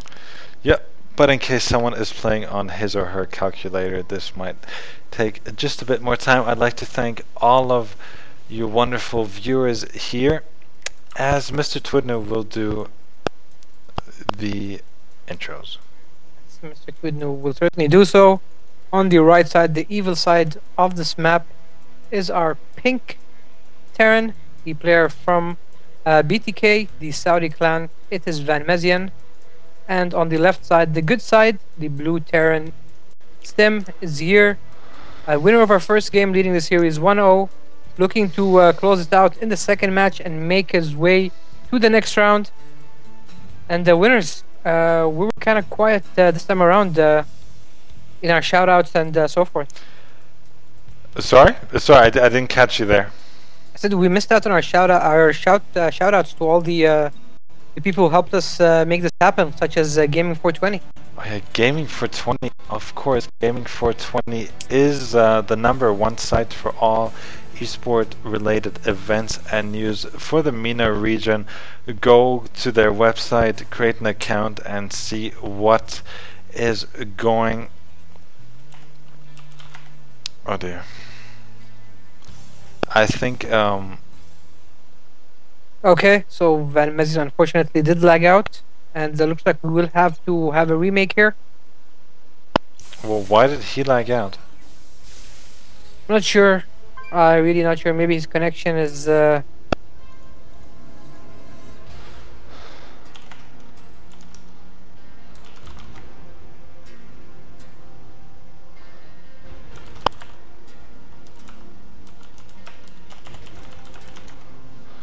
So yeah, I think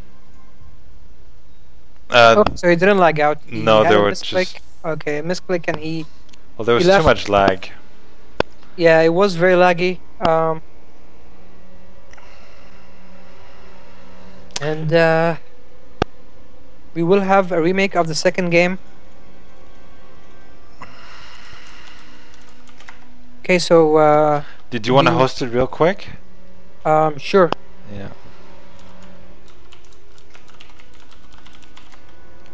So yeah, twdnewh will just recreate the map for us. Kind of difficult to play if it lags so much, and as a Wolfman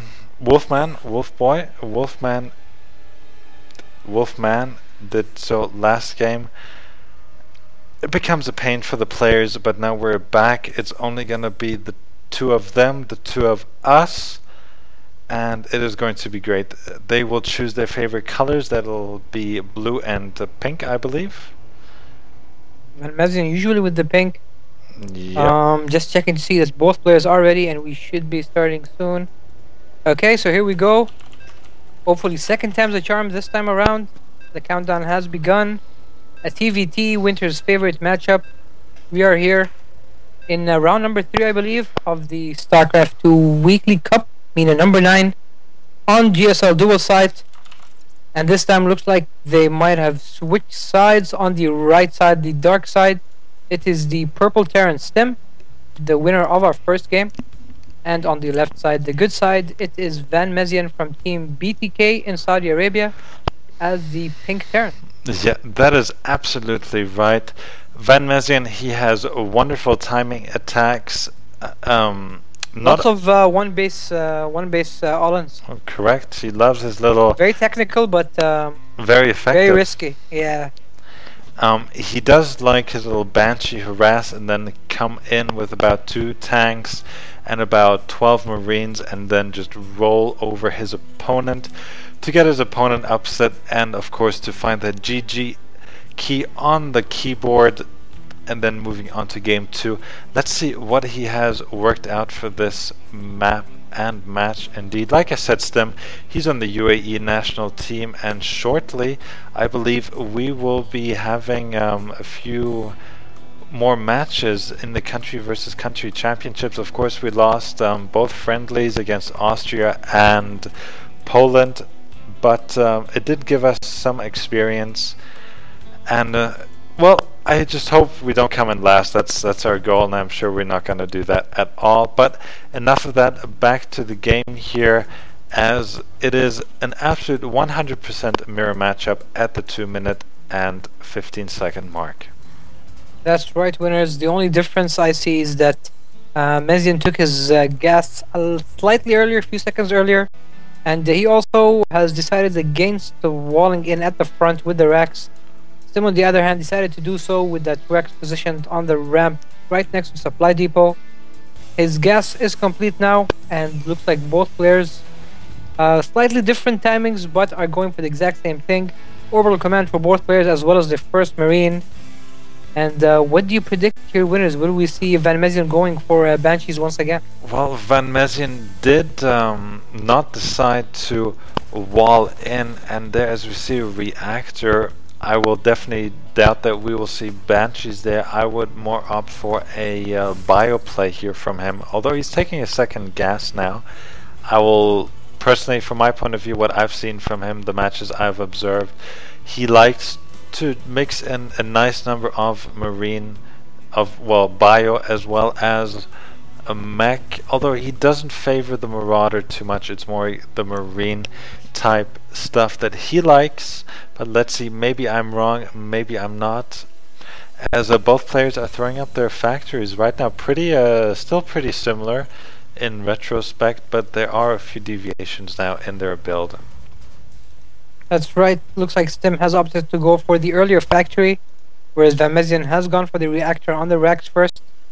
Of course, 2 gas geysers for both players. Mezian, of course, with both now operational, whereas Stim only finished his second, just the second. And looks like Stim has gone for the starport. So if he adopts a tech lab, no, looks like no Banshees from him, or at least maybe not yet. Well, on the other hand, Mezian's factory is done, yeah, and he is also building a starport. So we still not very clear what will be coming from both players. Yep, but I think I was wrong, as now there's the tech lab on the factory. So maybe there will be a bit of Banshee play from him, but let's not speculate enough, because speculation is never good. You should only talk about what you know, and right now we know that the factory has moved and the starport will receive the add-on. Alright, Stim on the other hand has decided to go for siege tanks with his factory and tech lab, and is also building a Viking, so he's definitely going for the more standard play, Marine, Viking and tanks. One of the very popular unit compositions, especially in the first days of StarCraft 2. Mezian, on the other hand, going for a Banshees, but looks like no cloak will be on the way for him, as he is using his gas to get a siege tank out. Lots of Marines for him, though, thanks to the reactor. Hellion here tries to poke in for Stim, but is rejected by a handful of Marines. Well, and, Stem as well. No command center yet for either player. Well, Stem, he's getting a Raven here. Very interesting indeed. Oh, great choice. He, I think, predicts. I think he might have seen. I just want to take a look at his view. No. Yeah, he did see it. Oh, he did see. Yeah, with that Hellion, it made its way all the way up to the ramp. So he did spot the tech lab on the starport, and he obviously predicts that Banshees, possibly Cloak Banshees, are on the way. But I feel more and more like Mezian is going for that very deadly 1-1-1 timing, which he has done previously. That's one base all in with the tanks, Marines, and Banshees. Yeah, and there it is. There are his. There's a clump of Marines there, but I like the fact that excuse me, Stem did get his Raven out there, but he will not see this push coming as the Hellion did not have the watchtower here. Yeah, none of the players really had any control of the watchtower. It's very odd considering the caliber of both players. I guess the whole situation has made them a little nervous to what's happening. But Mezian isn't going all in here, as he is himself also taking command center. So it looks like this is just a timing attack to try to get them to try and defend as much as possible while take his base. Raven out now with the Vikings, so they'll be able to hopefully counteract those Banshees.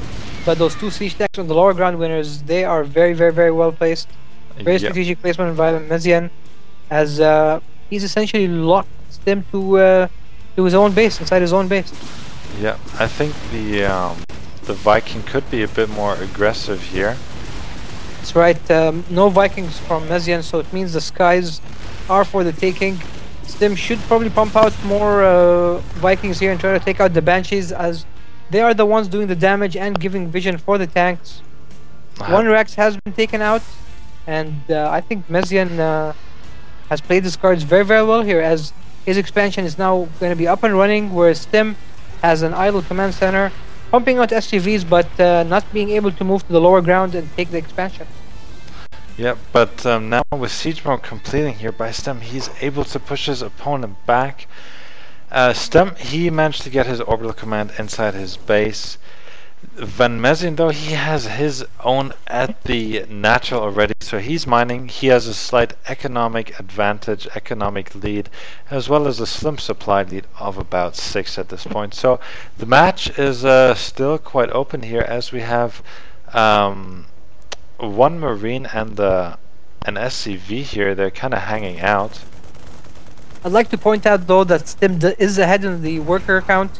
He does have 35 SCVs compared to 32 for Mezian, so in that regards he is doing okay, but I don't think that really makes much of an advantage here. Gives him much of an advantage here, as the attack by Mezian did delay the command center for quite a bit. I think the game will settle down quite a bit now, as both players will macro up, try to get their economies up and running, and I think we're up for a long game, winners. Well, thank God, long TVTs are so much fun, and the longer the game goes on, decision making will be more critical. And I'd like to point out, Stem had to call down 2 supply drops here at the back of his mineral line, so that's 2 mules that he lost, or at least 2 potential scans. That always hurts, winners, when you realize you have no choice but to drop down that supply. It's always painful to do. I hate it when I have to do so in my matches, and I can only imagine a player in this caliber of Stem having to do so. But he is getting a very early third now, so looks like he is trying to get back his economic advantage, and looks like Mezian is just pumping out units, trying to maybe go for some kind of attack very soon here, as both players are getting Stem and +1 for their Marines. Yeah, so let's see what is going to happen here. Both Stem, he is getting his 2 gases a bit later here, as we see Van Mezian going to try and push out yet again. A medevac is in the mix, 2 Vikings, 2 Banshees, and a single Marauder here at the back. He will feel a bit like a stranger in paradise, but that is okay. And let's see what Van Mezian is going to do here. Van Mezian, remember, he is down 1 game. He's also currently supply blocked here. No combat shields for him, +1 on the way. And if he can get rid of that third here, that would be quite good. Alright, looks like we have a little Viking engagement here. Stim with a little more invite, but no, those Marines should go back on hold position. I think Stim should try to abuse his Viking advantage here, maybe throw out exactly those point defense drones, giving his Viking even more of an edge here. Third base now complete for Stim. Looks like he is trying to move it down to that third. And looks like Mezian is comfortable with just camping out outside the natural here. And what can Stim do, winners? Will be able? Should he try and go for a drop? Maybe. Should he try and take a third without Mezian knowing? Maybe some other location. Well, I don't think Stem needs to do much at it. He is ahead, and it is for Mezian to do something here. You think so? You think Stim is more ahead in this situation? Yeah, I What's the worker count like? Okay, 51 to 44. So he does have a little bit of edge. I think he lost a few now.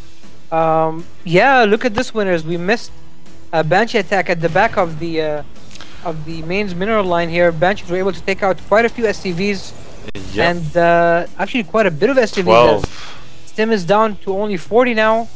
So very successful attack by him. He did lose both his Banshees, but I think they were definitely worth it. Those Vikings though now give Stim's tanks the advantage in the situation, as there is nothing to counter them. Vikings of course are very important to give the tanks higher vision, longer range, and giving them the ability to damage their opponent without the opponent being able to damage them. Oh, and now here the hero Marine of Van Mezian telling him he's gonna call in and say that the third is down here for Stem, and well, Van Mezian will be able to take his third, so maybe both players are just gonna take the third. They're gonna be content. They're gonna get their upgrades here. They're gonna max out, get their army as Stem is down about third supply here, and then take the game from there. Certainly looks like it. What are the upgrades like for both players, winners? Have a quick peek here. No air level, well, vehicle weapons level 1 on the way for Van Mezian. Nothing for Stem, by the way. His units have now +1 and nearly the +1 armor as well. So Van Mezian is slightly ahead here in upgrades, and both players chose to go for command centers for their third. Though what I really like from Stem is getting those sensor towers. They might cost a bunch, but they might save you a whole lot more.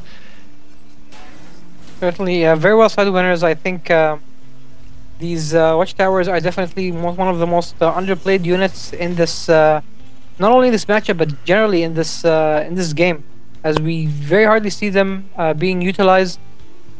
And looks like Stem is getting ready to take a fourth here, as he does have a fourth command center in the making. And he's also sieging up here. We might have an engagement. Did they siege on time? And what a great volley by Stem, taking out quite a bit of Marines. Van Mezian almost catching Stem there out of position with his tanks unsieged, but Stem able to react in time. And looks like both players have their third up and running with their fourth in the making. One Viking going. Fortresses, and look at this one. It looks like we have an engagement. Tanks being sieged up just outside the third here, but they are not in range. Stem has to siege up as well. He does push out a few Marines to try and see what he is up against. And Van Mezian does load up a Medivac, and looks like he is going for a sneaky drop, maybe at the main or natural of Stem. Yeah, but he does have to be careful. There are sensor towers, and there are Marines here to intercept. Will they get it? No. Van Mezian is to the spot, and those 3 Marines from Stem will go down. More upgrades on the way here for Stem, but Stem now, he's in a hard spot. He needs to make something happen. He's being brave. He needs to siege right now. Van Mezian is not in range here, and he does get a scan in, so just take out a few minutes, but great counter attack by Van Mezian, taking out, pushing out a few Marines, taking out a couple of SCVs. It will be taken out, but now his Marines are in range of Van Mezian's tanks, and a few pot shots here and there do damage those Marines quite a bit. And both players just exchanging damage here and there. Stem with pretty good positioning with the tanks here just below his third. Yeah. Mezian insisting on keeping his tanks there just outside the third as well. And oh no, Stem goes in with a lot of Marines, but those siege tanks are in great position and take out a lot of Marines here. I'm not sure if this was a smart move by Stem. He might be able to take this out, but at what cost? Losing almost all his Marines, and now he's about 30 supply down, and Oh no. oh no. Van Mezien, well, he has a history of lagging, and this will certainly be ugly. We're here at the 21-minute mark, and the rules stayed over 4 minutes. The opponent can take the win if he chooses to do so. Oh, we're down to 30 seconds, and what a terrible timing for this to happen. Just when the game was getting very interesting here. Engagements, trading units, losing tanks, but Van Mezien does have his 4th up, so he will have even more of an advantage very soon here. In terms of economy and in terms of unit count and upgrades as well. So this is definitely maybe to Stim's advantage. And I guess Van Mezien will lag out. Yep, but I think Stem is going to be mattered enough here, as I will drop Van Mezien from the game. Alright, so looks like we will be having to remake the game once again. Very unfortunate, as the game was getting tense and the engagements were on the way here. We just witnessed an engagement where both players traded a lot of units, a lot of tanks. Van Mezien did lose his position here. Stim sacrificed a lot of units to do so, though, as Van Mezien did take a 4th. So yeah, Stim here being very mannered. He says he's not going to take the win here. Okay, so looks like we will redo game number 2. Yeah, again. Okay, for the 2nd time, maybe 3rd time's a charm. I will create the game once again. Well, in the meantime, I'll just update the viewers that Gunman did defeat Kusai in the 3rd round, so now it is bulletproof against Gunman. Just as anticipated, an extra thermic, I believe, is still playing Magic Zerg, and yet again, here we are.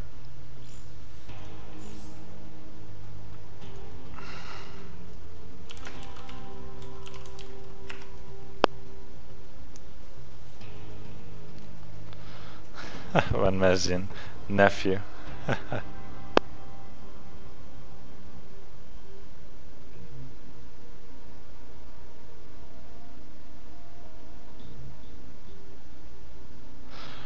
Okay, so we're ready.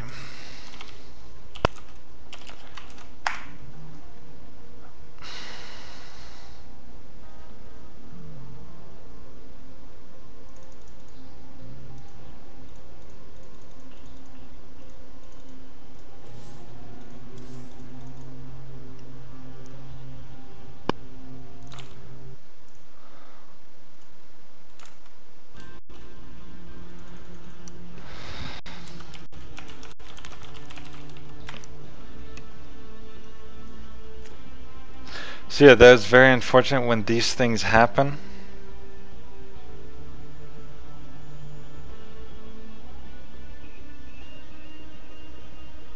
twdnewh? Alright. Okay, here we go. So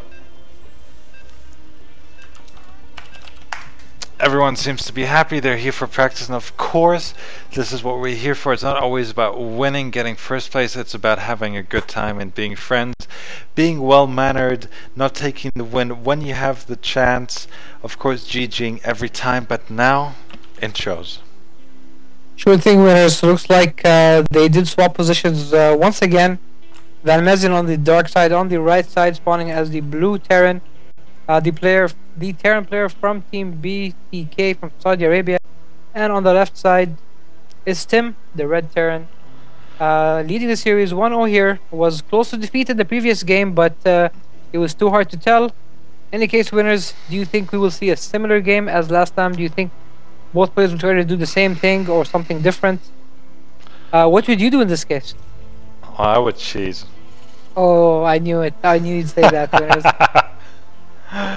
2 proxy racks in the natural of the opponents. Oh wow, you get straight to the point, don't you? Oh yeah. Well, I mean, why not? It's maybe your opponent will think that, of course, you know, he wasn't in a bad position, and he will do the same once again. True. I mean, what would you do? Would you do the same thing again, as we now see a gasp before anything by Van Mezien? It looks like Banshee play. Okay. It does indicate Banshee play. Please let me rephrase before one of them lawyers knocks on my front door and says, "What did you say?" This winners, like you said, I would assume the same thing. Gas before Rags is almost always indicative of Banshee play. I do think that both players, although will not cheese, would go for maybe a slight deviation based on what happened in the last game. Stim might consider his build order, or you never know, he might be looking to do the same build order and try to improve upon it, see what he did wrong the last time out.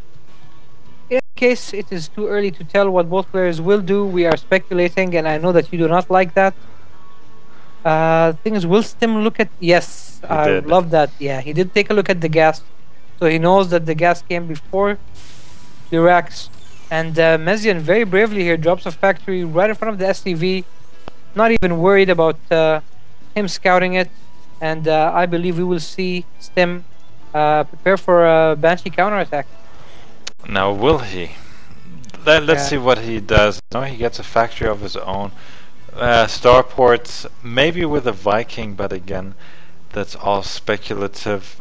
I would have personally probably done the same in this case. I would have gotten a Viking or maybe even dropped down an engineering bay. What would have... Engineering bay is a good choice, as it's not a building which you get only to counter the Banshee. It's something you will get anyway to upgrade your Marines. So that's also a wise choice. Mezian looks like he is persistent. He does not care that his build was scouted. He is still gonna go for that Banshee play, and we see the tech lab on the factory just to cement our thoughts even further. In the meantime, we see a Hellion coming out from Stim. He is getting a starport as well, most likely a Viking to counter the Banshee. twdnewh? Look at the rally point here on these Marines. They're out on the map. I assume they will just wait for the Hellion, and then he might just go. He might have a slight timing, but there's a reactor, and the wall-off is going to be completed soon, and the Banshee is going to pop out soon as well. But you think he's rallying Marines? Well, it'll only be to catch the Banshee though. But are 4 Marines enough? Well, no cloak, and the rally for the Banshee is in the complete opposite direction here. So very unlucky for Stim.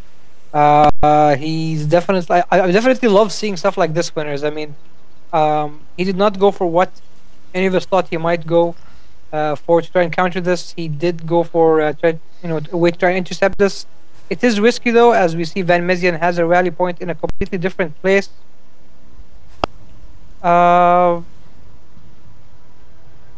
Looks like okay.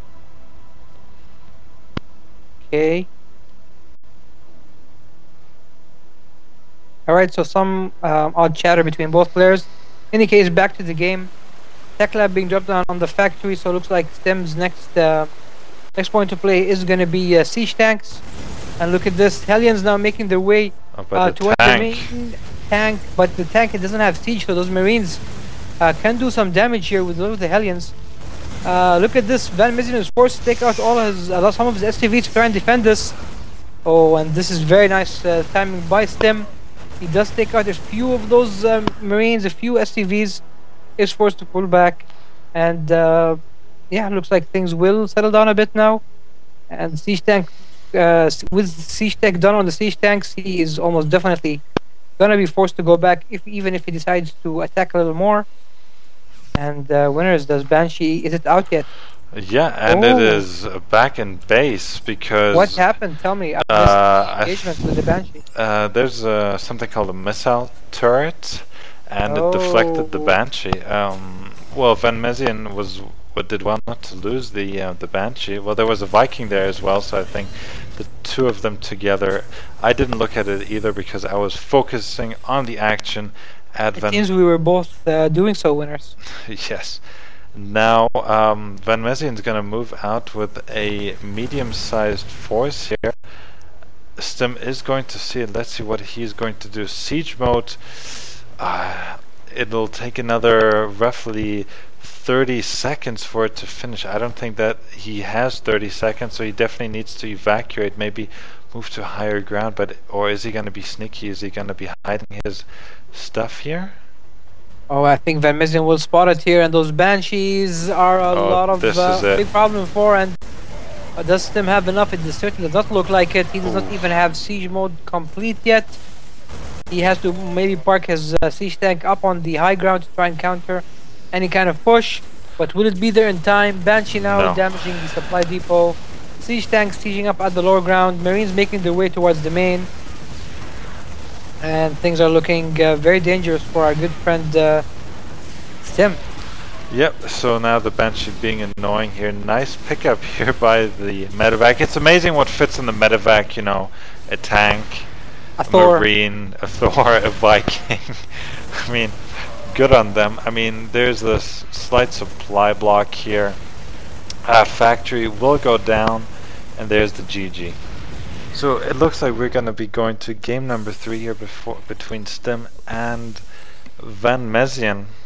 Did you notice anything about that last attack, Winners? Didn't it look oddly familiar to you? The stuff that he always does?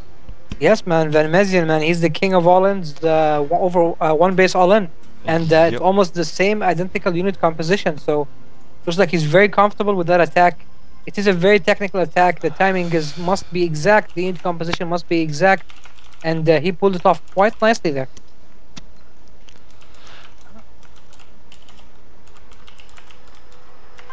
Yep. What can you do? I mean, that's such a powerful timing.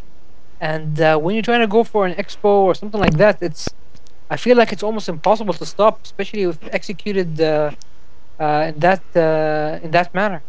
Well, I believe if you know, I mean, people know Van Mezien. If they know what his style is, a turtle.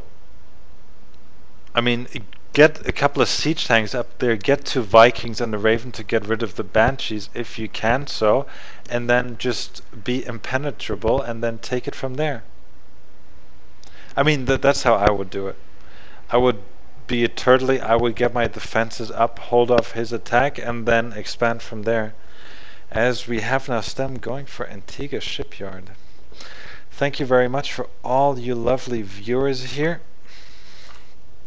All 16 of you. This is game number 3 of this best of 3 of the SC2 MENA Cup. This is round number 3, I believe. Right, and this is the deciding game between 2 of the most talented Terrans here in the region. It's a shame that we will have to lose one of those players this soon in the tournament. Nonetheless, they have given us 2 exciting games, and I'm sure they will give us final farewell game here, as our 3rd game will be on Antigua Shipyard as requested by Stem. And Winners, we are waiting on you. Oh, my bad. I was alt tabbing, doing other stuff. Whoopsie daisies.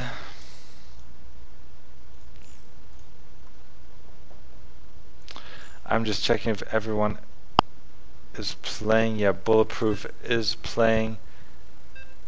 So is Magic, Zerg, Gunman. So yeah, everyone is playing, so I'm happy to know that we're gonna move ahead here quite quickly, as it is already 9:17 local time.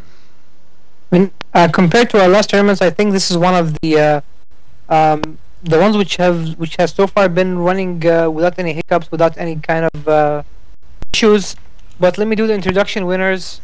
In the bottom right, about 5-6 lock position of Antigua Shipyard, it is the winner from the last game, tying up the series 1-all. It is BTK's Van Mezien, and on the top left corner, spawning as the yellow Terran, it is Tim, the winner from the first game, loser from the second, hoping to close out the series here and make his way to the next round. And back to what I was saying, Winners, the tournament so far has been doing okay. Players seem to have been taking the tournament more seriously this time, with timings and getting their games in. So it looks like this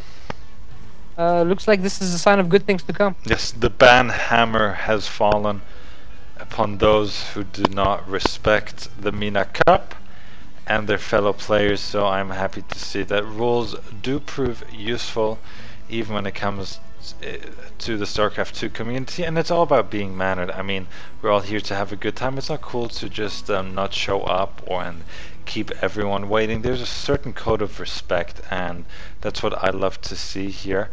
As we're both trying to promote esports here, and there's a certain degree of professionalism which is needed from both players and the people who organize these things, and as I fall into the organizational category, into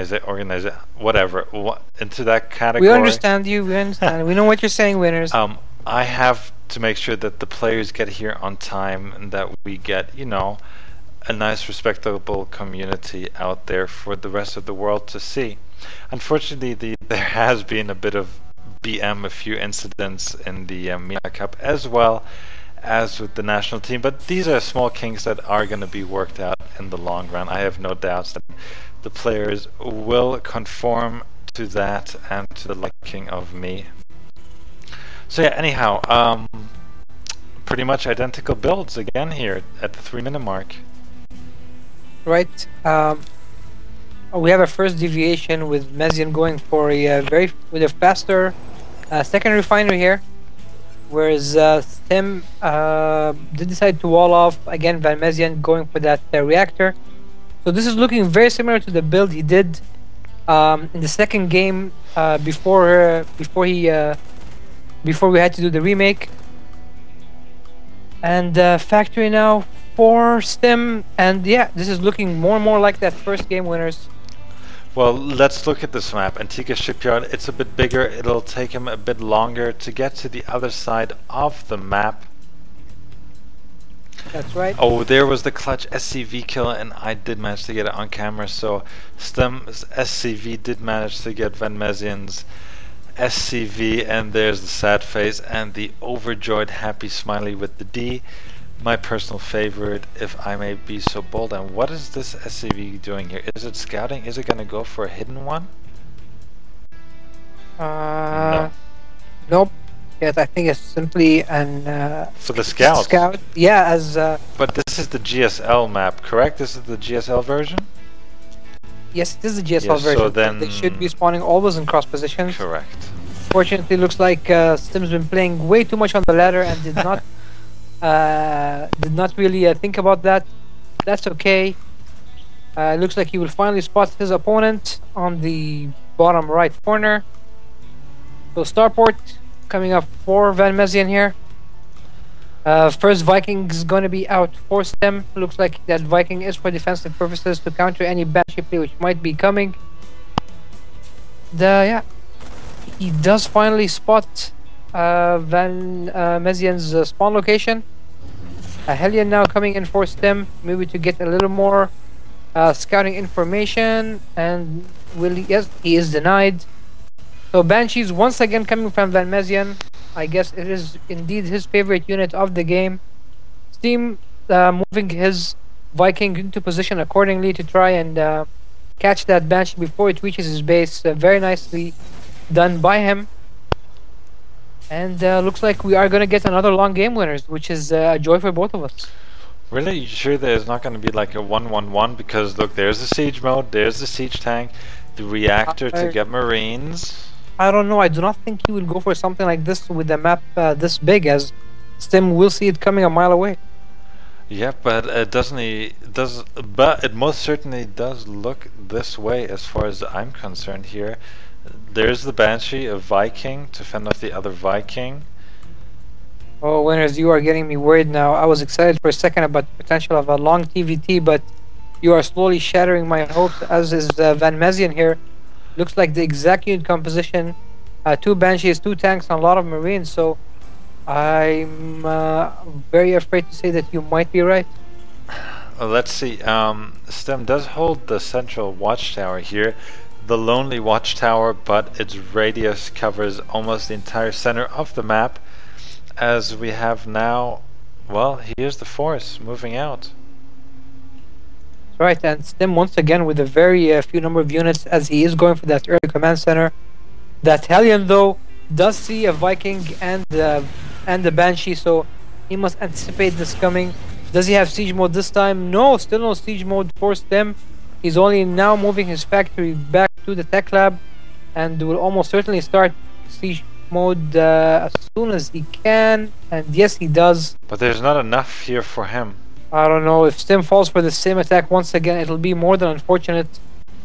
And yeah, he definitely sees it coming. He knows for sure now that it's coming. And what can he do? Oh, this is very painful to watch, winners. This time though, he's pulling all his SCVs, so Bit by bit. But he might be trying to do the right thing Auto here. turrets here as well. One siege tank going down. But so there's far, nothing for that Banshee, and well, unfortunately this is going to be GG. looks like this is happening once again, winners. Even though Van Mezian is building another command center just to counter this, just in case. His siege mode is still a few seconds away from completion, and I don't know. This might do a lot more damage before Stim is able to push it back. Yep, one more tech lab will go down here. Siege mode will complete just now. Maybe he will have enough to hold off, and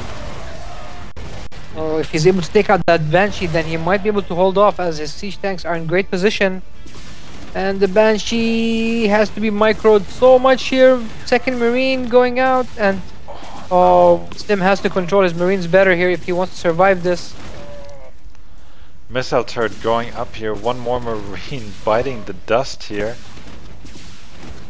This is very tense, winners. But he should focus the missile turret. No.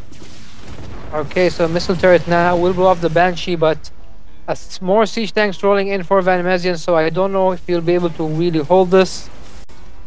He's now in Stim's main base with 2 tanks, but Stim getting a few pot shots, taking out 1 tank. That's a big win for him, and I think he'll be able to defend this, winners, even though I do not know if it'll do much good, as he is only 25 supplied, 6 to 58 for Van Mezian, and Van Mezian does have his expansion up and running now. Yeah, that's exactly what I'm thinking here as well. One more siege tank will finally go down. He's getting a Viking to get rid of that pesky Banshee, which, well, she's a captain now. She's on 17 kills. There's a second command center, so he can get his SCVs as well. But look at this. There's a second Banshee coming across now here. Right, and I really like to see him try to repair that tank, that damaged tank in his mineral line, as that's the only thing which has been really keeping him alive this time, and he's not repairing just yet. And Van Mezian rallying more units up to the front. Stim will see this now, and now he does have cloak, so things getting even uglier for Stim, as he's already taken a lot of damage and is down about 35 supply this early into the game. Banshee is finally taken out, but I don't know if Stim can come back after this, winners. I really do not think so. This 1-1-1 attack coming by Van Mezian, he's almost perfected it at this point, and it's even if it doesn't kill off his opponent, it does a lot of damage and makes it almost impossible for him to get back into the game. Yeah, that is absolutely right. Stim fighting for his life here. He is way down. He does have 2 scans in a few seconds, but another siege tank going down here, and well, there goes the Banshee. But look at this, 4 tanks here, another few SCVs coming up to repair the Banshee. And I think once Team sees this, he knows that he has no chance in this. All the SCVs now being pulled out, they will all die, and looks like Van Mezian will make it to the next round using his very, very aggressive and very successful attack here. This 1-1-1 working wonders for him. I think he's done it so many times that he's almost perfected the trade. Stim is calls a GG, and he's out, unfortunately. Yeah, that is absolutely right. Stim will be knocked out, and that was all she wrote for Stim for this week. After taking a 1-0 lead, he was not able to hold on, but because he was mannered, he did not take the win in the second game. He played it out. Always a sign of a great player, but I'm a bit flustered now that my player did not make it onto the next round. I will just take a minute to update the scores, and oh well. So yeah, are you a fan of this? Well, I'm starting to be winners. I think he's gotten the timing and the micro down to the dot here. As every time he's done it, he's done a lot of damage, if not killed off his opponent completely. I mean, even if Stem had somehow managed to stop it, he would have still been so far behind that, it, it wouldn't have been even worth continuing. So I'm starting to wonder if Van Mezian's got this secret weapon, which people are not able to really do much about. Yeah, so everyone seems to be in game. Gunman is in game. Bulletproof as well. So is Exothermic and Magic Zerg. Okay, so it's good to see everyone does have their matches on time, and no one's wasting any time here, as tomorrow is a Sunday. It is a working day / school day. Or if you're like me, it's just another day. Or if you're like Winners, it is another day. Yes, Winters is jobless for the time being, but if you're out there listening, if you're in Dubai and if you're looking for fresh graduates to reinforce your company, maybe for like a one base timing attack on one of the attacks here in the UAE, if you'd like to employ me, well, please contact me on Facebook or tweet me. I'm definitely available. I could start from tomorrow, and I'll be more than happy to. So, ladies and gentlemen, you heard it here first on our stream. Our first job request here, live on the Gaming 420 stream. But like he said, please help him out, as he is now done moving, I think, to his new place. Yep. And all that he needs to continue on with his life is a job. Yeah, I just need a job. Well, this is like my hobby, StarCraft 2. I'd love to do it like full time if I could, but well, this certain. We're not quite there yet. No, not quite yet. Maybe in the future, who knows? Yes. Maybe it's feasible sometime down the line. Yeah. Until then, not yet though. So Van Mezian is our first semi-finalist. We're waiting on our second semi-final, our second leg semi-finalist. The match between Magic Zerg and Exothermic. That will be a TVZ. Any news on that matchup? Yeah, 1-0 for Exothermic, and I would just got us an invite. All right. So which match will we be playing? Will it be the other semi-final? No, we're gonna watch Exothermic versus Magic Zerg here. 1-0 for him. Okay, so we will make it on time for game 2. Yep. Great on us, winners. Yep, great on us. 13 viewers. I completely forgot that yesterday was Friday the 13th. Nothing really happened except I think one cruise ship kind of running aground somewhere in Italy, but who cares? We're in the UAE. We got 99 problems, but that ain't one of them. Correct? Oh, well said, winners. Very nice, very nice. Yeah. Okay, so here we are. We're in the game now. Match 2. This TVZ Exothermic versus Magic Zerg for a spot in the second leg of the semi-finals. Winner will play Van Mezian, of course. So Belshire Beach winners, this and map. It's your version. That's right. Yes, we're ready. And last time Exothermic was a bit upset because he couldn't see anything on this map. It was just too white, and he lost to Dan Cake, I believe it was. Let's see how he does against Magic Zerg. If he can, well, show us the magic. Well, that was so Alright, so maybe that one wasn't so good. Not one of your best moments. But still, I forgive you, and I'm sure all the viewers forgive you. So here we are, winners. Okay, we have a slight pause, but I guess... Okay. Alright, so on the right side of the map, will be the Red Terran, one of our previous winners of the MENA Cup here, and one of the leaders of the StarCraft 2 community in the UAE and MENA region. It is the Red Terran Exothermic, and soon we will be able to shift to the left side where we will find the Pink Zerg Magic Zerg. Yeah, we should just like unpause the game, see what happens. Oh no, that would be cruel. Okay, Man. we're ready. Okay. Okay. I think Magic Zerg, well, I didn't know that Zergs went to the bathroom, but I guess he is different. I guess he's a more advanced, civilized type of Zerg. Yes. I guess, you know, even the Zerg would eventually become civilized, advance, and stop being A Zerg? a Zerg, essentially. That's right. Okay. It's to eventually become a Protoss. We might have created a new timeline for StarCraft. But in any case, on the left side of the map, like we mentioned earlier, this is Magic Zerg, the pink Zerg. And winners, once again, we are back on my favorite matchup, PvZ.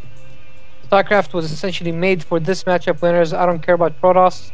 I don't care about mirror matches. It's all about this, these two races battling it out in space. And come on, you agree? It's a TVZ, man. This is the classic matchup. Yes, it certainly is. And I'd just like to point out, remember in the campaign there is a hybrid Zerg and Protoss. Uh-huh. Yeah, so maybe Magic Zerg is one of them. And we see two SCVs moving out here, and I smell some... Is that some French cheese I smell? Is this exothermic playing? This is almost certainly exothermic. When you see this kind of play, you almost know that it's exothermic playing. Even if it's a different name, then you know that exothermic is playing on his account, as he loves doing this kind of stuff. Probably our most active cheeser, if I may say so, in the MENA region so far, or at least in the MENA Cups.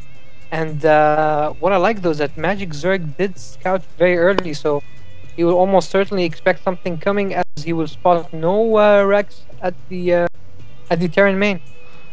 Well, yeah, what is the drone doing? It could do a bit more scouting. I think he thinks he's blocking the SCV from building a Rex there and essentially closing off the wall off. So it looks like, little does he know that there are in fact two different Rex being built just outside his natural, and will be heading his way very soon. Good for him though is that he went for gas and pool and not into an expand first, as that would have been almost certainly game ending. But still, this could kill him. This could almost certainly can kill him. It's just, it would have been about 10 times worse if he went for hatchery first. Yeah, if it would have gone for hatchery first. Exothermic, why are you not making second Marine? Oh my god, he went for the I am MVP versus Nesty. That is what they did on... Okay. Oh my goodness, and this spells disaster here. One drone going down, whole position, and there's the wall in. That's why he can build two Marines. He was still building two racks. Two bunkers, and, yeah. Sorry, two bunkers here, and this game is not going to last very long, as all of you can tell.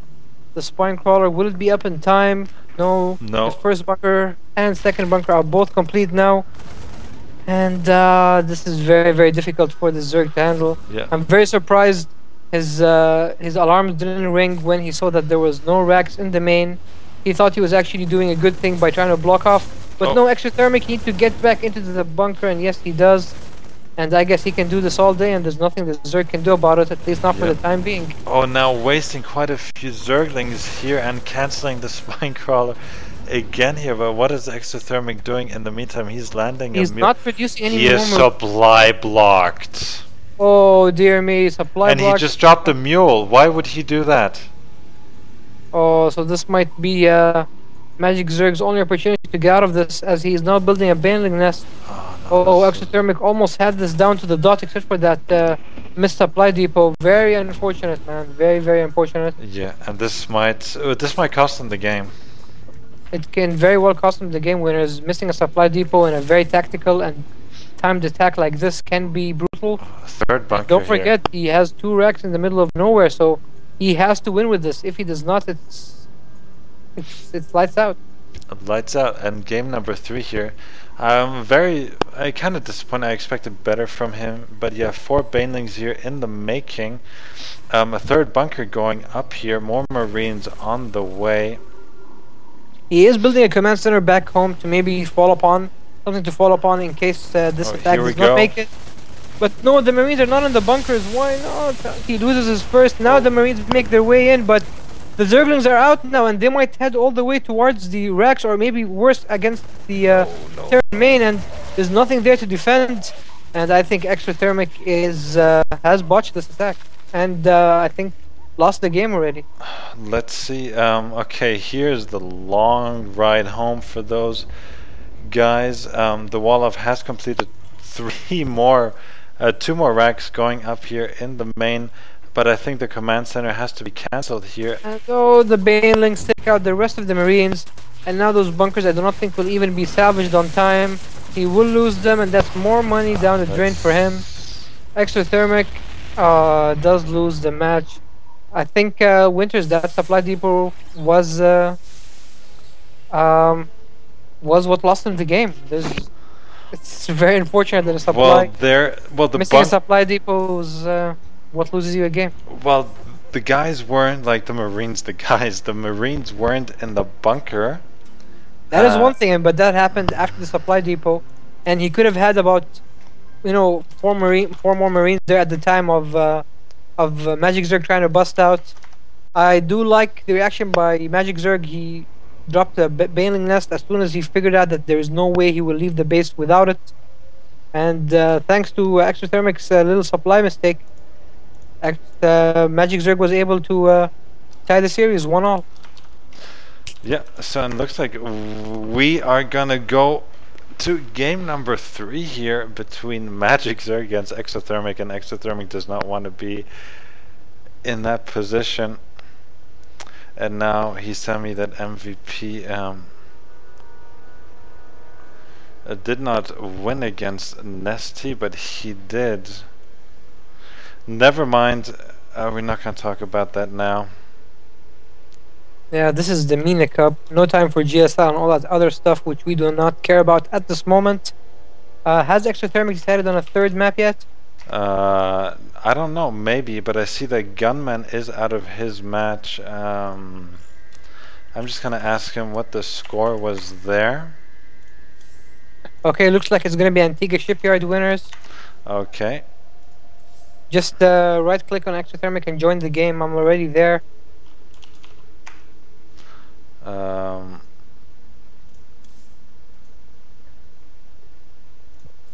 Okay, so looks like Gunman did take out Bulletproof 2-0, and he's our first finalist in this weekly cup number 9.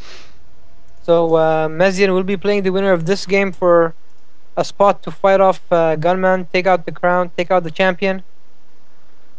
Gunman, man, he's a beast. I do not think he'll be taking second place this time. Nope. Okay, we're ready. Are you? That's fine. Honestly, I think he's gonna go for cheese again. You think so? Oh yeah. You think he'll try to perfect his trade? Well, look, Antigua Shipyard, how often do you see a 15 hatchet from Zerg? Almost always winners. But now Magic Zerg is definitely showing us that he's not normal Zerg. He's kind of unhealthy as he wants a cigarette break. Well, we'll give him the 1-minute cigarette break. So my name is Winners. With me is twdnewh with the casters for the SC2 community in the Middle East and North Africa. Please, if you do live in the region, or if you want to support esports in the region, log on to Facebook and look for SC2 MENA. That's just SC2 and then space MENA. Like the page and be posted on news and events from the region, as well as everything up and ongoing internationally. Of course, we'll post everything that happens in the GSL and all of those wonderful leagues. The ESL, the Playham stuff. So if you'd like to be updated and be in the know-how of what is going on in the StarCraft 2 universe, which just keeps on getting bigger and bigger, please like us. Please do, as Winner said. Also, make sure you follow us on Twitter. Follow myself on @twdnewh, that's @TWDNEWH, and Winners on Winners UAE. Also, make sure to follow SC2 MENA and @Gaming420. And I think that about covers everyone, winners. We should be starting our game very soon here. Yep. Oh yeah, our Yeah. toast is you and our toasters are very alike. I found out today, yes, I did see the Yes. tweet. So I guess congrats is due for him. Yep. Yeah, man. StarCraft 3 professional pro gamer on the way. That's right. Yeah, I mean, I'm sure she's gonna start laddering when she's like 4. She won't be able to walk, but she'll be able to ladder. I'll tell you that much. Yeah, she'll ladder before, she'll be able to macro before she can walk. Yeah. Or before she can crawl, micro before she can walk. Exactly. And probably Grandmaster before she goes to kindergarten. Well, I don't know if her decision making is gonna be that good, but yeah, definitely before she graduates from high school. She'll probably be a triple female champion. So yeah. We're just waiting now on Magic Zerg to finish his cigarette.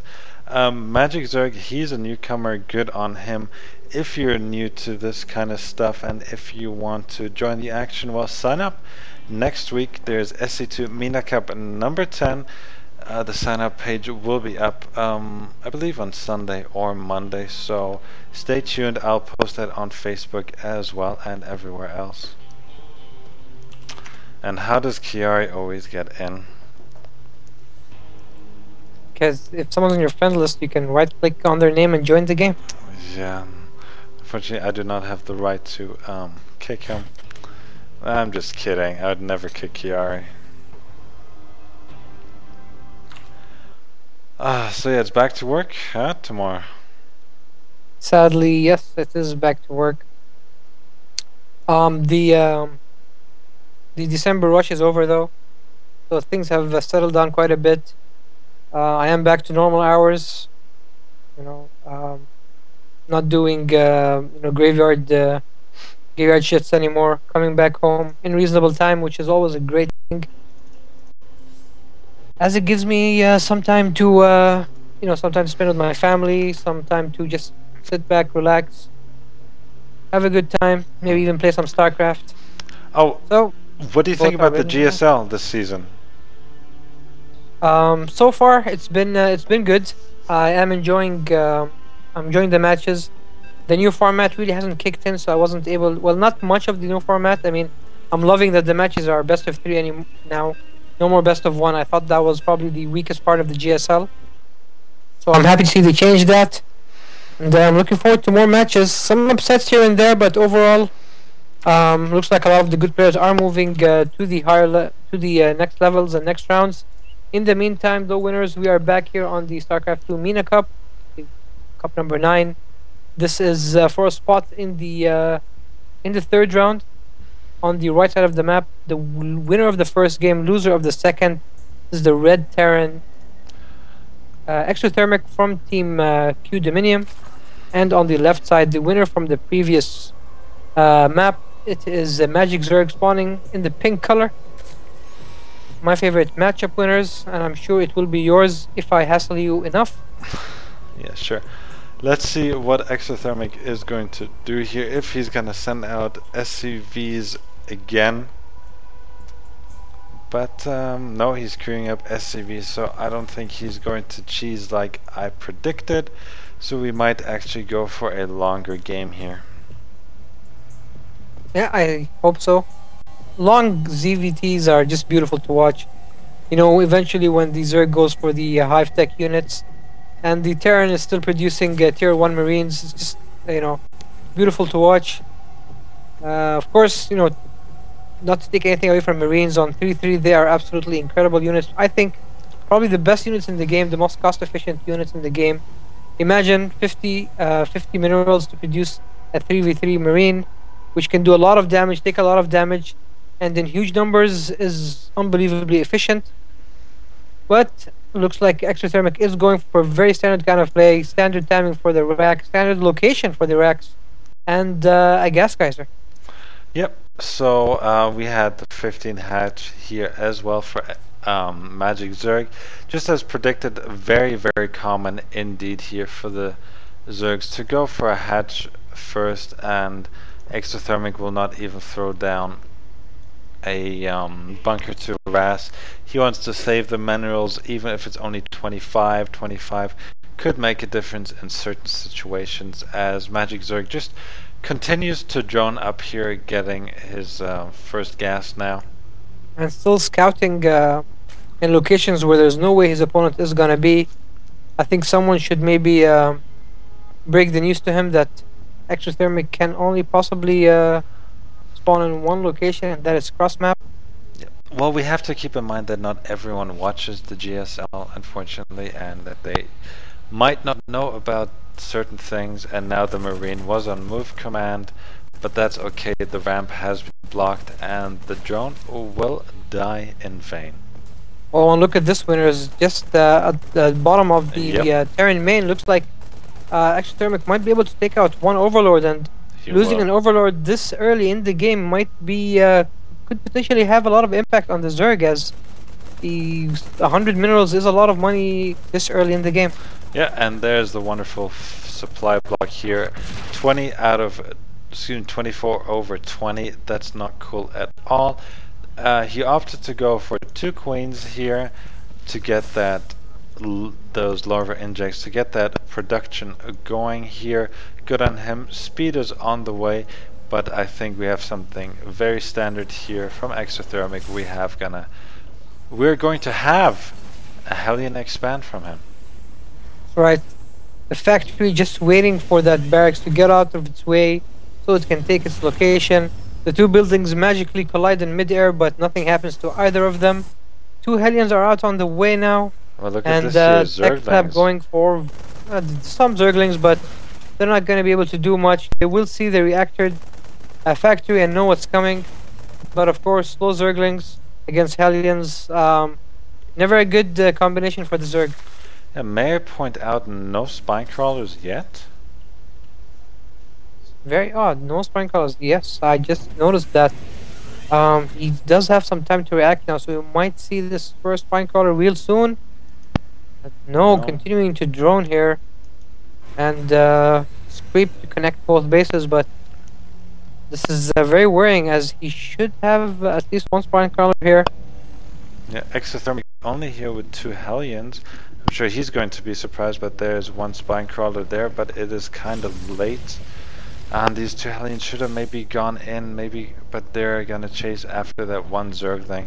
That is very unfortunate here, and Exothermic, he has 2 more Hellions in his base. They're locked in, and that's very unfortunate for him. Okay, so the spine crawler is finally gonna come up. Second gas geyser being taken by the Zerg. Same being researched by Exothermic, and his orbital command has just finished transforming, which means he should be moving it down to the natural very soon here. What I like. And pretty quiet game so far, but winners, look at this. Oh, this is very unfortunate at Exothermic's mineral line. A few idle SCVs and an idle mule. Phew. How long before he sees that? Do you see it? Yeah, of course I see it. 1, 2, 3, 4. Oh, now he finally sees it, and he'll be kicking himself. Yeah, he'll be kicking himself, and probably the computer desk at the same time. Losing those 2 Hellions at the watchtower, he's not really paying a lot of attention. His opponent's going up to layer already, getting his 3rd and 4th gas, and well, maybe we'll see a bit of Muta harass here. Definitely something we have not seen enough of today. And yeah, I really feel that Muta's style of play against Terran has deteriorated quite a bit. We don't see it quite as much in the matchup as we did before. We're actually seeing more Mutas, surprisingly, against Protoss, which has been very successful, as Protoss is not used to countering this kind of play and is finding difficulty adapting to it. In any case, looks like it's going to be Infestation Pit actually winners, so still no Mutas in this matchup for the time being. Yeah, very strange though. I wouldn't have gone for, personally, if I were in Magic Zerg's position, I see that my opponent is on 2 bases. He's not going to do anything. I can get a third and I can do some harassment. I feel that Magic Zerg is in a great position right now. Exothermic is getting a third and he's gonna go for timing here, but I just don't think that Magic is reading this correctly. He's getting burr. His creep spread is not as good as it could be. More drones on the way, but he could definitely be taking a third. Right. Also notice that he is missing a few of his injects. A few seconds delay before the inject could be used and when it is actually used. And like you said, winners, it's very surprising and a little sad to see that he has still not gone for a third base. Looks like that drone has finally made its way towards the third location, and a very late third for the Zerg. While the Terran is set up to take his own third, and will be an even basis with the Zerg. A situation that should never happen in this matchup. And unfortunately, though, something I do not agree with. Why do you have to show your layer this way with the Overseer? I think this far into the game, you can almost assume that the Zerg should have lair now, so I do not think it has much of an impact. In cases though where the Zerg goes for earlier than usual lair, I would say that it is almost certainly a mistake. But I think in this case it's fine, as we are 11 minutes into the game and it's almost impossible for the Zerg to be on hatchery tech this far in. Yeah, and it was worth a scout. I mean, he did see the unit composition which Exothermic had. He did see that he has 2 factories, so he got quite a bit of intel from that. So I think it's fine. Others might disagree, but I think it's fine. Okay, so a bit of creep going out there. Magic Zerg is, well, he only has a slight supply lead. He did get a Baneling nest. He's getting another Evo chamber, as well as quite a lot of Zerglings yet again. On Exothermic, he's gonna move out and secure his third very easily. Sensor tower with a missile turret, I like. So yeah, well... Alright, so he's taking a fourth now though, at the 9 o'clock position, which is a good thing to see. What's very worrying now is that look at Exothermic's mineral count. He's reaching almost 1k there, which means that his macro is slipping quite a bit. Yeah, he could get those upgrades going. He has 2 engineering bases, which he is not utilizing. He does have... 2 engineering bases and he's still on 0-0. Yeah. Maybe he might have forgot about them. In any case, it looks like he's wisely taken position in the middle of the 3 bases. Great position for the Terran to push out, then makes it almost impenetrable. Almost impossible for the Zerg to come in and do any kind of damage. Third now is up and ready. He is wisely taking 2 geysers now, as he was extremely short on gas. His mineral count is a little stabilized now by he has taken a few more racks and building a few more supply depots. But again, the engineering bays are still not being used. Marines are still on 0-0, and so are the tanks and Hellions. Well, macro hatch now going up for Magic Zerg, and I mean the position that he sees his opponent is he can get the base out here in the middle. He can get a 5th. Hell, he can even take a 6th if he wanted to. He's getting a spire now. He's getting centrifugal hooks a bit late. His money. He's trying to keep his money nice and low. Very nice to see indeed. His macro is not slipping. He still has a, but Exothermic is doing well. He's getting a, he's staying up there. He's finally started researching upgrades on his engineering base, which is a good thing to see. Yeah, Ghost Academy as well.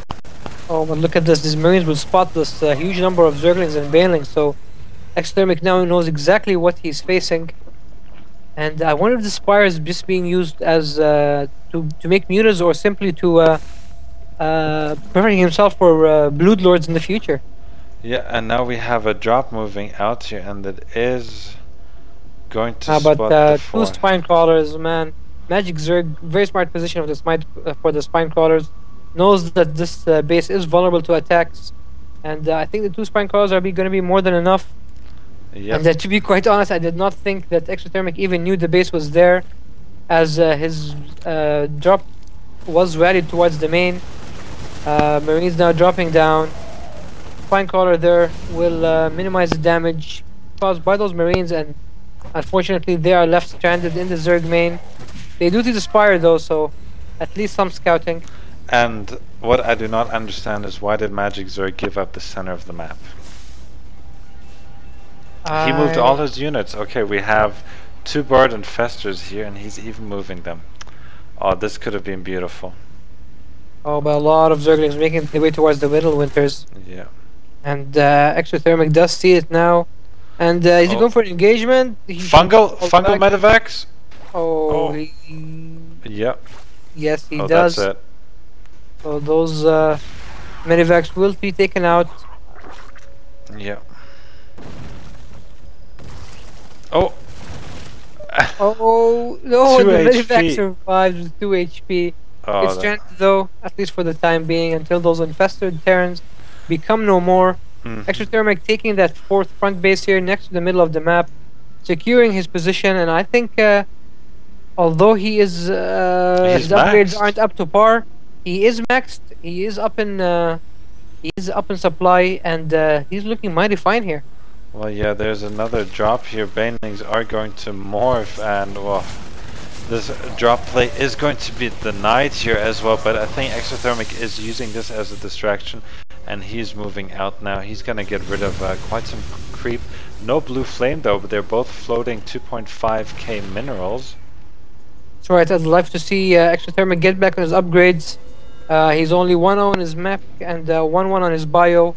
His engineering base doing nothing now, even though he has a lot of money banked, a lot of resources banked. I'd love to see him stay up, try to get back to his upgrades, as he has been neglecting them almost all game. Yep, now Magic Zerg trying to get even more bases here. He is going for a Great Spire, so Blood Lords will be his hive tech of choice. If anyone's wondering, we are saying Blood Lords on purpose, as this is an inside joke between myself and Winners. So do not feel the need to spam us with corrections to our pronunciation, as we are aware of that. Now Exothermic here, he's going to take out that hatchery here. Oh, he does take out the third, and I feel like Magic Zerg definitely had the opportunity to save it. Yep. He would not be able to move his drones back, as he knows Exothermic is camped out in that position. Looks like Exothermic is just going around, taking out creep, trying to kill off some of the hatcheries. He is back on his upgrades now, which is good to see. 2-2 coming up for his Marines, whereas 2-0 is coming up for his mech. But pushing now, he's pushing inside Winners, and he's reached the Zerg third. Twidno, the Greater Spire is gonna. Why is he moving his? Oh no! Why the infestors? Excuse me. Why the corruptors above? Why? I guess to take out the Medivacs. Oh, but no, now. But only siege tanks now. So, if you only had. Oh, he's morphing the Broodlords right on top of the tanks. I don't know why he's doing this. Is this kind of a diss, or maybe just to show him how far he's ahead? I'm not quite sure. But only 1 starport for. Yeah, he needs to drop down at least a couple more starports. I'd love to see him that. Oh my god, he cancels the Broodlords. Oh no. Oh, why does he cancel the? Okay, he rebuilds about 6 or 7 of them. Meantime, though, look at Exothermic's main. He does have quite a few idle SCVs. Yeah. Of course, I'm sure he doesn't. He just realizes it now, moving them towards one of the new bases here, and a lot of strange things happening in this game. Quite a few mistakes here and there. I'd love to see Exothermic maybe try and repair a lot of these damaged tanks, and drop down a few more starports to try and counter this Broodlord play. 3 Thors are in the making. I do not understand why, as Thors are not very good against Broodlords. Yeah. But maybe he thinks that the corruptor numbers are too high. Look here, drone surround of a tank, and that's gone. Oh yeah, that's not something you see every day. Nope. So yeah, only 1 Viking in production here, and now Exothermic sending out a small little task force to take out both bases. They're not being utilized at all though, so not a big loss for Magic Zerg. There are only 3 drones in that location, but Magic Zerg's resources are really down, Winners. He's barely mining anything. He's only got about he's got less than 100 minerals, and although he'll save this 3rd base, he really needs to get his saturation up and ready, as we see a few Broodlords which are there without any kind of backup, without any other units to help defend, without the Zerglings, and this is the end, winners. Once you lose that many Broodlords for Yep. absolutely nothing, then there's almost no way to come back, especially when you're almost not mining in the first place. And I think Exothermic can just charge in and finish the game off. Yeah, that is right here. I think this is the last stand here of the Zerg. Not a lot happening, not even taking out that one tank. This is what happens when you lose all your Broodlords for no reason. Yep. Sometimes, yeah, not even a GG. So Magic Zerg obviously very upset about that mistake. And I'm sure he understands that, I mean, or he should understand that you cannot go in with your Broodlords without any other units protecting them. And in that one moment, in that one mistake, Exothermic was able to kill them off and essentially win the game against a Zerg who wasn't mining. That is absolutely right. I'm just going to report the scores here. All done. So now we can move into well, the Exothermic versus Van Mezien here. Okay, so this is going to be some kind of clash of the titans here, as they're both some of the best Terrans around. And if Van Mezien does his famous build, will Exothermic be able to counter it, winners? I do not know.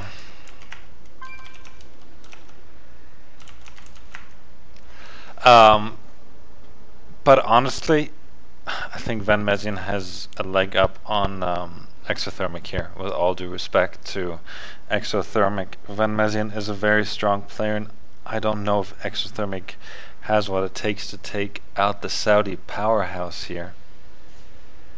Time will tell. We can either get a new finalist or the same grand final match as we did last week between both of Q Dominion's players, Gunman and Exothermic. So I think that will almost certainly be our next game to cast, winners. Yeah. Should be very soon here. Yeah.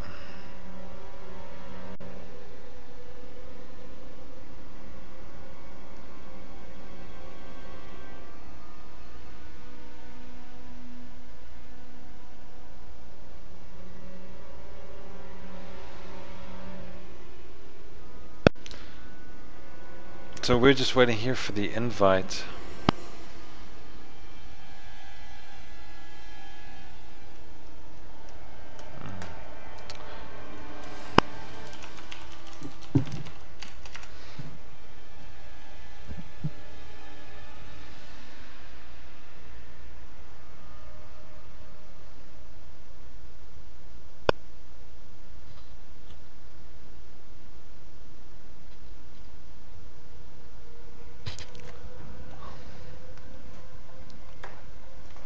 Sure, so we're gonna just take a 5-minute break here because Exothermic said there was an exhausting series, and I think I'll just take that.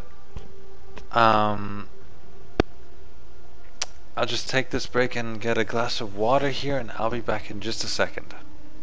Alright, I'll do the same. So, viewers, please excuse a few minutes of idle time here as we all take short breaks and prep up for the next game. Stay tuned.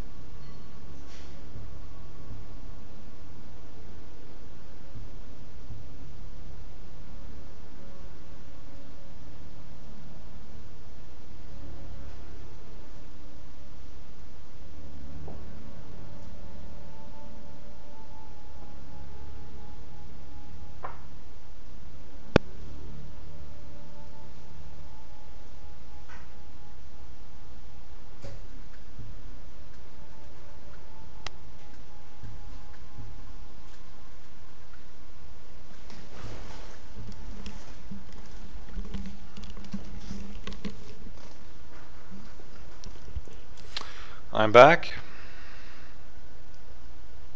Welcome back, winners. Thank you.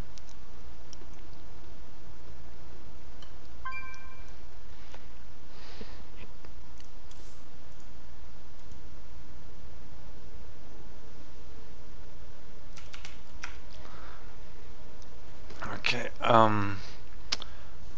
how's the other? Well, that's already over, so we're just waiting for this series. That's right. It's getting late again. Sure as the clock is ticking, and we're not even at the semifinals yet. Well, it's not the not at the second semifinal yet. Yeah, the other one's done. Yeah, the other one's done, so Yeah. we're still this best of 3, then another best of 5 in the grand final. So Don't forget the bronze match. right, thanks, winners. But I don't actually think we should cast the bronze match. We should just do the finals. They can play the bronze match while we do the finals. Yeah, exactly. There's no need for us to do that. I will tell them.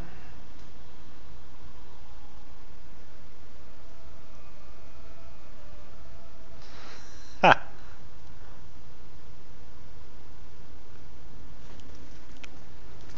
So just a bit of friendly chatter going on here. And there is a rumor going around that I used to be a Grandmaster. But yeah, I can... Who told everyone? That was supposed to be our best kept secret, where I know, I can... where Team UAE would reach the final of the ESL Cup, and they'd be down to the last man standing. And when they ask who's the next player on the roster, you'd show up and clean house. Well, Wasn't that the master plan? unfortunately, team managers are not allowed to play, so that's the way it goes. No, but there's this. We'll save it for another time. I know. I can neither confirm nor deny those. And you can join with your real account, none of this Winter's Smurf account. No 2 racks timing attacks against Zerg. Yeah. Okay.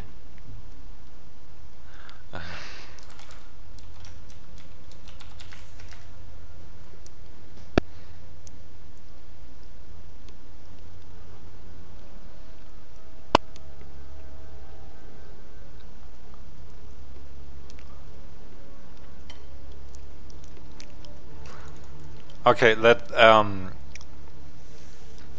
what is the first map? Daybreak. Let's make a map, or do you want, I can even do it if you want. Daybreak, I'll gladly do it. Yeah, let's get this show on the road. Alright. Well, Exothermic's already in the lobby, so... Oh. Is he in the lobby? Yeah, he is, so... Alright.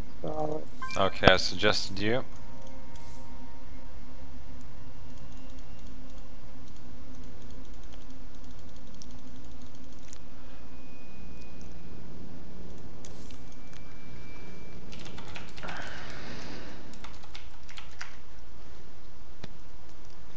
Okay, TVT action once again.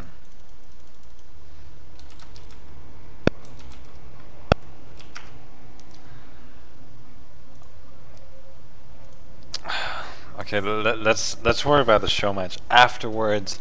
Let's get the show on the road here.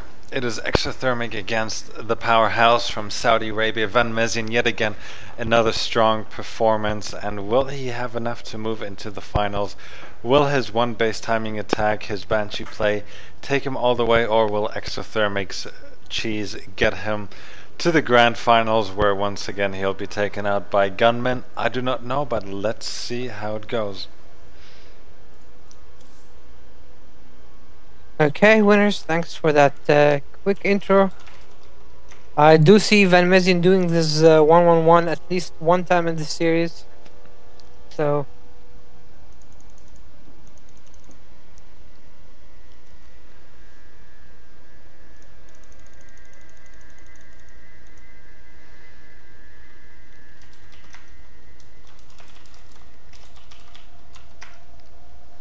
Okay, guys. Okay, so Van Mezien's ready. Where's Exothermic? Maybe he's lifting a few weights. I don't know. Maybe he's responding to the to Magic Zerg's demands of a rematch. Okay, washroom. Oh, Okay, let's just start.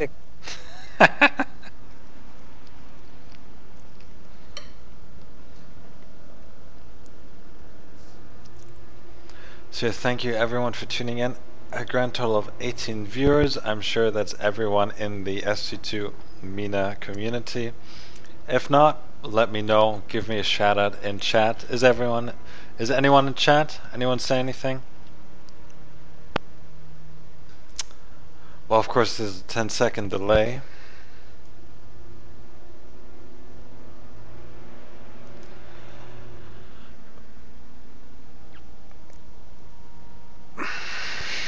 Oh, twdnewh, that was below the line.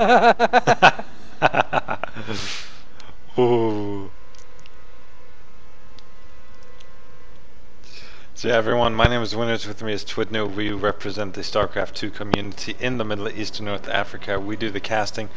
I know we're not up there as good as some guys, as the GSL, as Artosas, as Tasteless, as Day 9, but we're trying our best.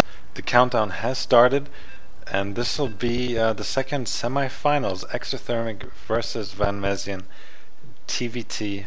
Oh yeah. Alright, here we go, winners. Our second semi-final for a spot in the grand finals versus Q Club's Dunman, winner of the last weekly cup. Here we go. On the top right side, spawning as the pink Terran as always, is BTK's Van Mezien.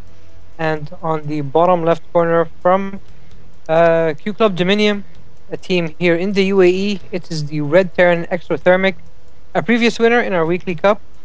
And this almost guarantees us a fantastic matchup between those two, with Van Mezien almost certainly going to go for that 1-1-1, at least at some point in the game, I think. Wouldn't you agree, winners? I would agree. I just want to... Van Mezien has been a winner, correct? Did he win a MENA Cup? No, I think he came in second, but I do not think he won a... Okay. I could be wrong, though. Because I'm thinking Gunman is there, Exothermic, and Bulletproof as well, so I thought they're all champions. We have 4 champions left. That would be nice, but unfortunately not this time around.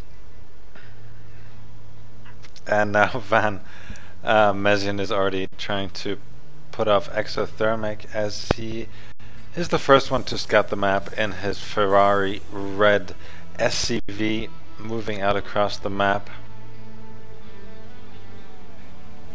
Right, so it looks like Exothermic will get the first scout here.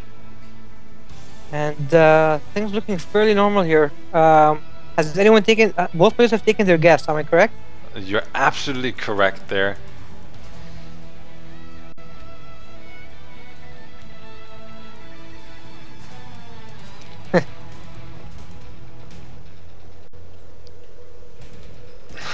So yeah, both players doing what they... actually, both players do talk a lot of smack. Exothermic, though, they are good friends. They are good friends. So all this is just friendly chatter. No one's gonna rage, or at least not rage. Van Mezien is not gonna rage. Don't worry. No, I doubt it. Let's just put it that way. Marine started here a bit late for Exothermic, but no harm done. Van Mezien's SCV is just gonna say hi and go. He's seen the wall off, and he has done the exact same thing. The builds are just about even until that point. Van Mezien slightly ahead, and there's the first deviation as one more Marine is being constructed, and Van Mezien puts down his factory.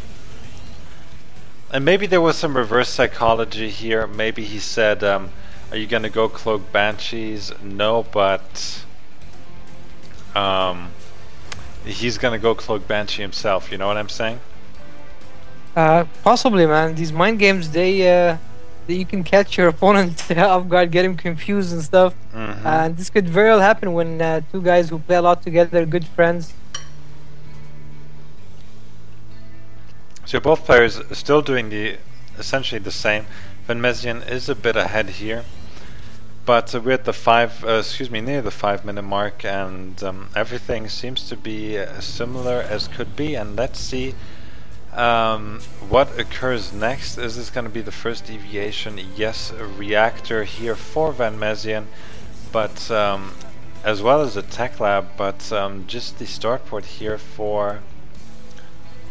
Oh no, the tech lab, so Cloak Banshee, maybe. So yeah, nearly similar builds for both players, not quite the same, but it's nice to see, and I really want to see how these players duke it out. We haven't really had long matches over the 30-minute mark, and it would be a shame if both of these end, you know, at the 15-minute mark yet again. I want to see all bases taken. I want just to get that full-blown TVT of positioning. And what I'd like to point out, though, we have not seen a fully fledged mech TVT today. We haven't really seen it much in the MENA Cup. No, sir. To be honest, we haven't really seen. We've seen the most popular unit composition has been Marine Viking tanks. We've seen it almost in every game, in almost all the TVTs. So I do believe that is what will happen next. Van Mezien with the scan here, he will see the first Viking out, as well as the tech lab on the factory. So whose build do you prefer at this point? It's tough to say. I think Mezien's Banshees are a little bit too late. I think Banshee play, you should really incorporate it either very, very early into the game, somehow like how you do a DT rush on Protoss with Protoss, or somehow towards the middle of the game when both players have quite a bit of tanks and you try to catch your opponent off guard with some Banshees to clear out that tank line. I think those are the two best scenarios for using Banshees. So I would say that right now I think I like Exothermic's build more, and he's building Raven now, which is fantastic. And just something, I want to give a huge shout out to 420 Regan Ducks. He is from Oregon, and good on him. He's watching us all the way from the US of A. Thank you very much, Sir Oregon. Nice to have you on board. And of course there's right, so, okay, at first, so both of them going for expansions here, both of them going for command centers, and looks like Van Mezien won't go for his 1-1-1 build, or at least not entirely, as ideally, judging from the previous matches, he should probably be towards closer to Exothermic's base by now, which he isn't. Exothermic does have the one of the watchtowers, so he would see anything coming and would be able to prepare accordingly. Looks like I guess both of them have settled on trying to macro up and go for a longer game. Okay, I'll bet you anything. Supply counts though are very strange, as Van Mezien is about 10 supply up. Yeah, I'll bet. Sorry, I'm sure Van Mezien's gonna move out before the 10-minute mark. But well, he could potentially move, but judging from the previous games, he'd usually move a lot earlier than this. Well, look, here's the scan. Right? He might. I mean, he'd usually go out with 2 tanks. In this case, we have 3, and he's still on his base. And yeah, I mean, I'm almost sure he's not going for anything remotely close to that. I rule. What's up? See, there's the move. I mean, attack, but it's not the same unit composition. That's my point. Yeah, but we have 1 Banshee here, 2 Vikings. How many Vikings here in production? Okay, Exothermic has learned. I'm sure he was listening to me, and because I was so Gosu, he thought... And he has siege mode, so... Yeah, just like Van Mezien. I mean, usually when Van Mezien went out, especially in the matches against Stem, Stem didn't have siege tank yet, as he did go for earlier command center. So I guess they've played each other too many times, and Exothermic knows his style too well to fall for that 1-1-1 build. And there we have another pause.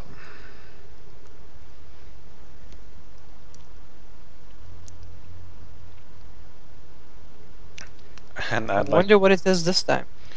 Yeah, maybe it's the phone, maybe not. So winners. Tell me. Oh wait, they're back in the game. No, ask me. Tell me. I was gonna ask you what other games have you been playing, as I usually Oh dear. enjoy listening to you. You tell me about the Battlefield or some of Battlefield the all other the stuff way. you play. Still playing Battlefield? Of course, I've logged 80 hours till now. Oh wow.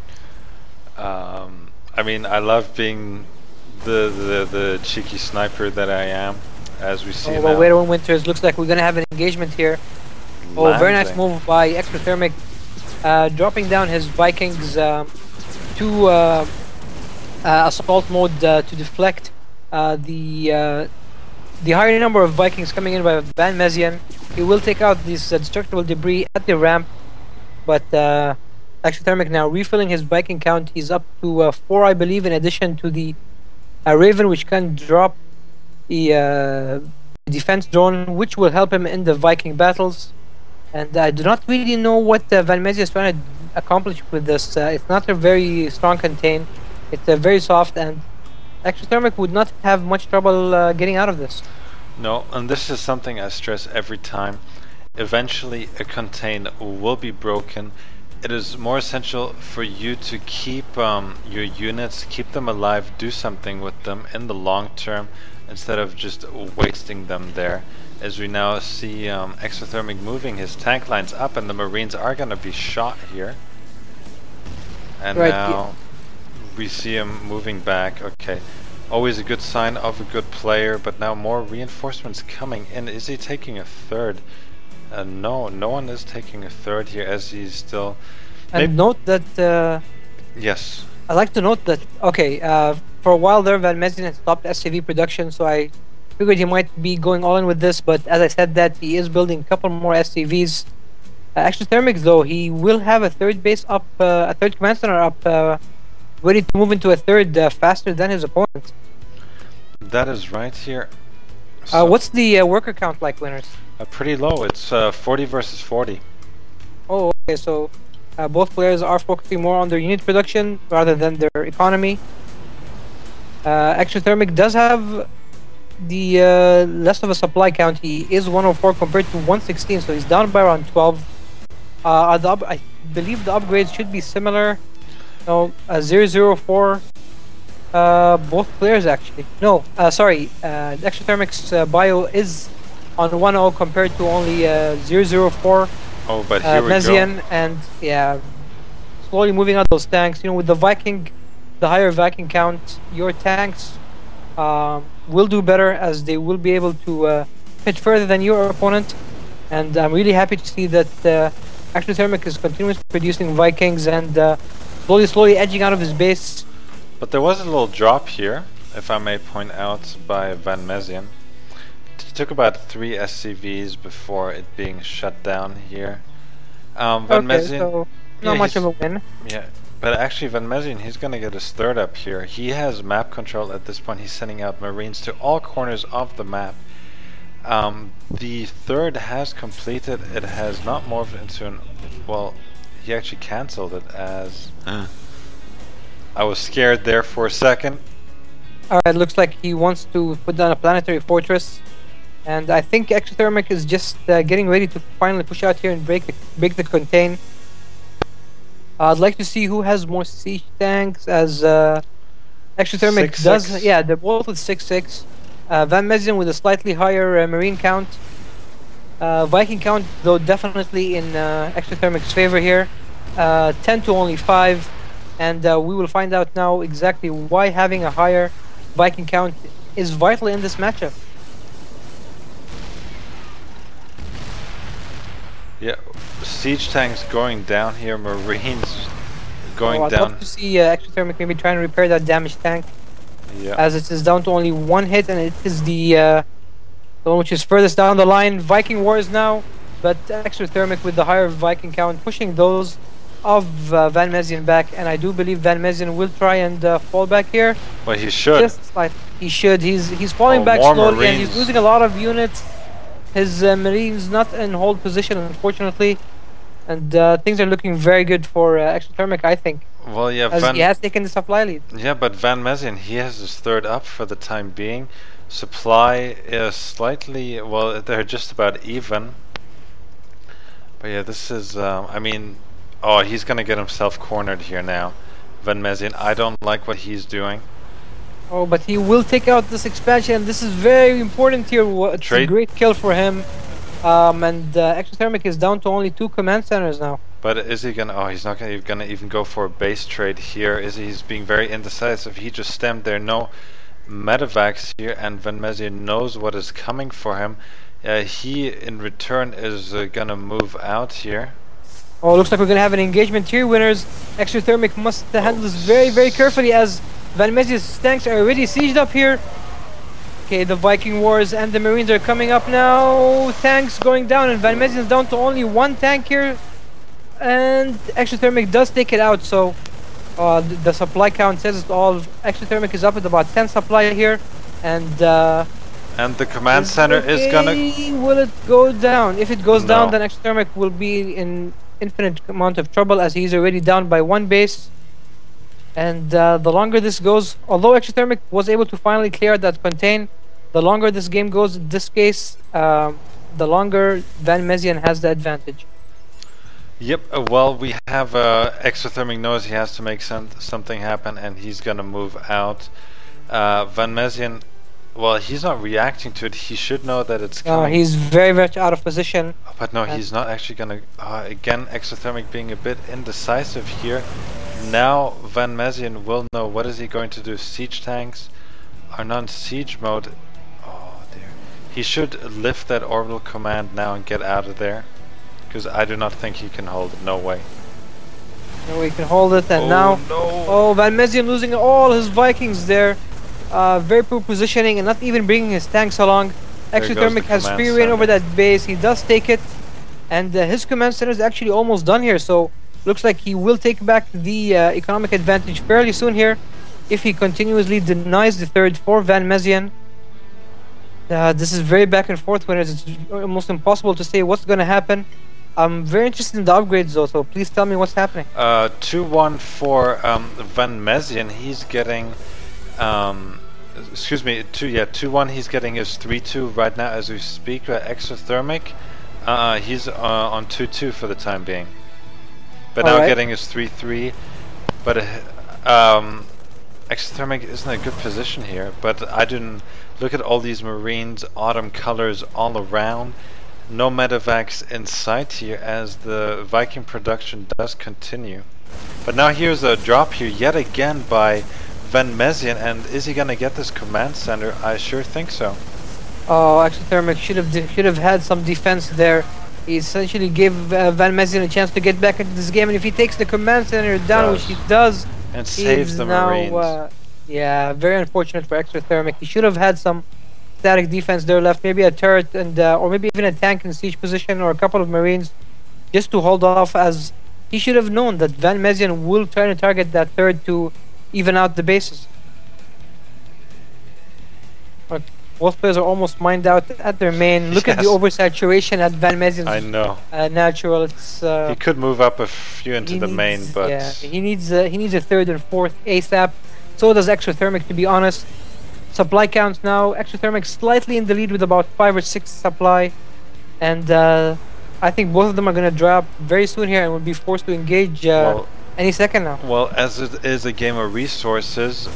Oh no! And here we have the big engagement. Exothermic with the earlier siege, and Van Mezien loses almost all his Marines here. And this is shaping up really bad. Yeah, Van Mezien needs a miracle to get out of it. He needs Marines to buffer for those tanks, and he does not have them. Exothermic, I think, should push his advantage, try to move up to the ramp, and just win the game from here. Yeah, you're absolutely right about that. A scan's going off here. Van Mezien moving his command center down, but the Marine from Exothermic is there. And, well, the SCV will actually kill off the Marine. Good on him. So if Van Mezien can secure the 3rd here... Oh, as something opens on my computer. My bad. Alright, so still Marines here, but a couple of tanks there. This is exactly what I meant by having some defense at your 3rd. Especially such an important base as this.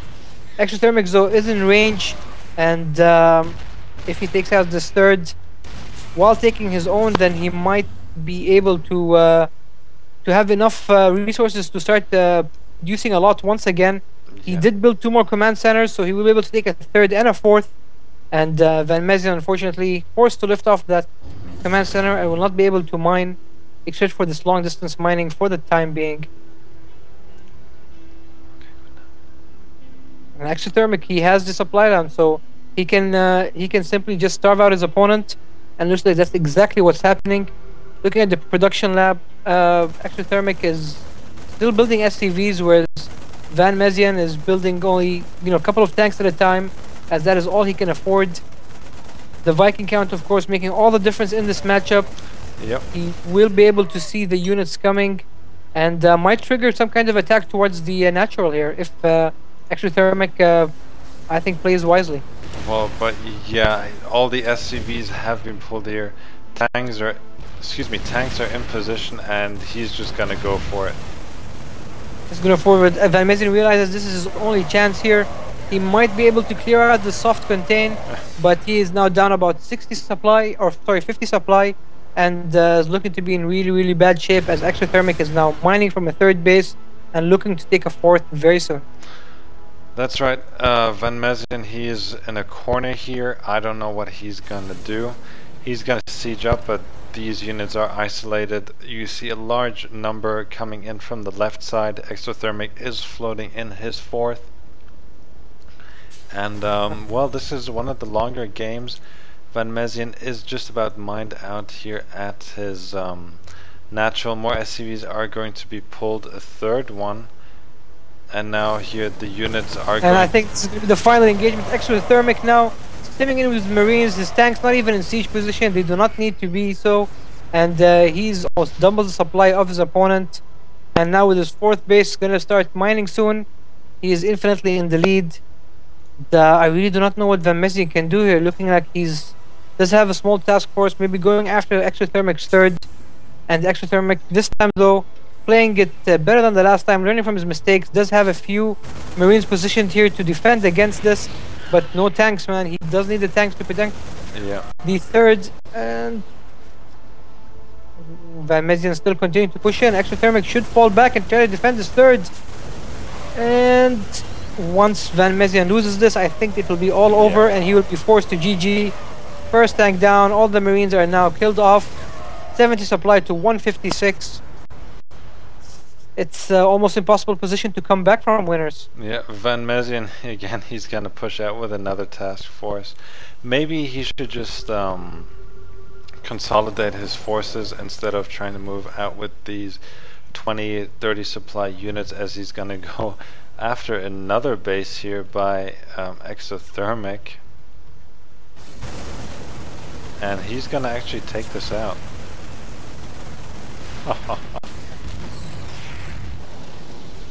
Well, but this is gonna spell doom here now. Oh, nice stem here.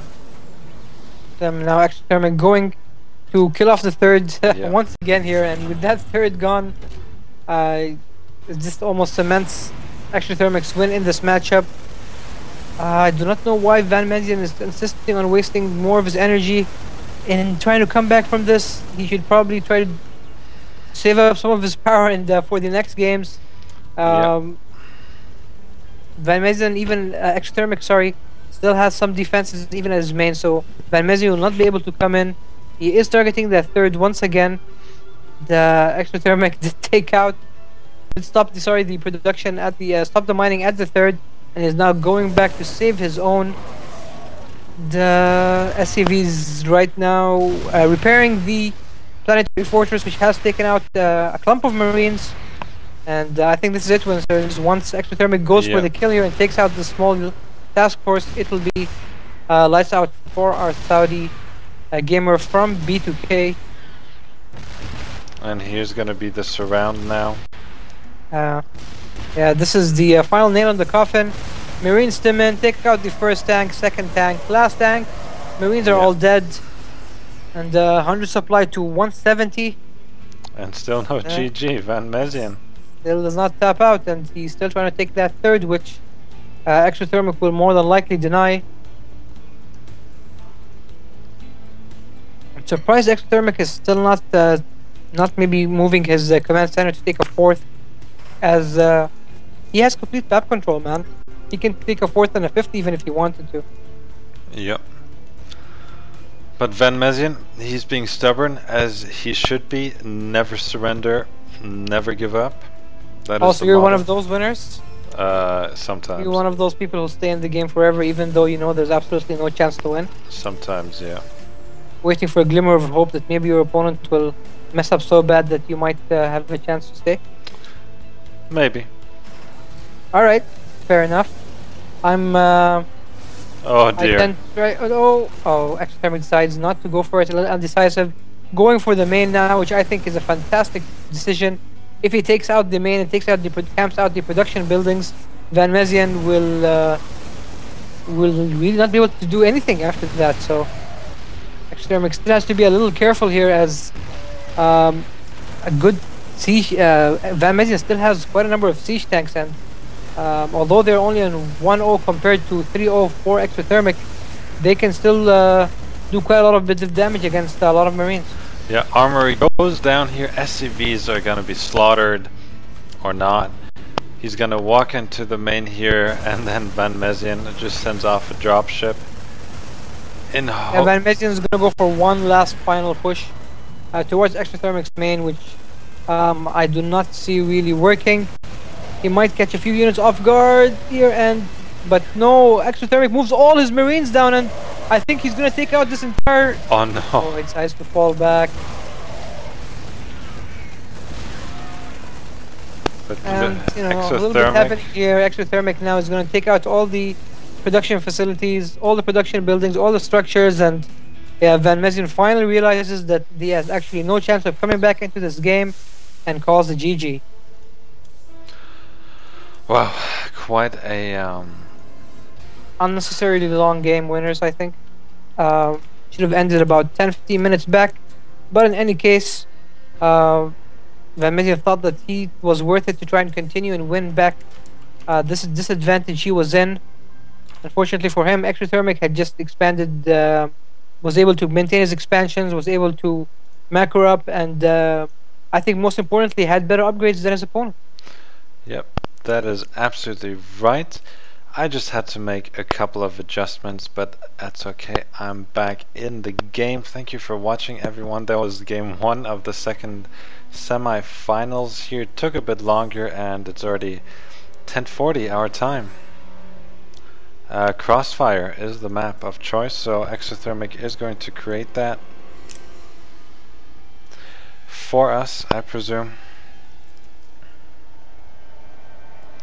So yeah, I didn't think that Exothermic would play a game that he did there. He definitely played much better than I had anticipated, so good on him. I certainly agree, and it's good to see him back in form, back in shape after he had some downtime the last couple of weeks. So, game number 2 starting very soon here. Yep. So it'll be on Crossfire. I'm going to join the game. Crossfire is So the... will I.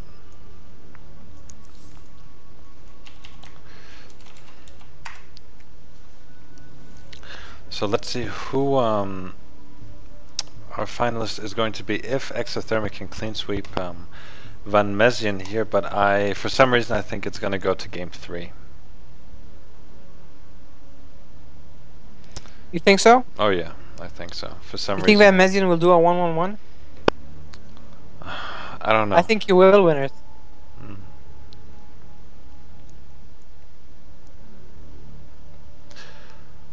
Guys, let's go. Come on.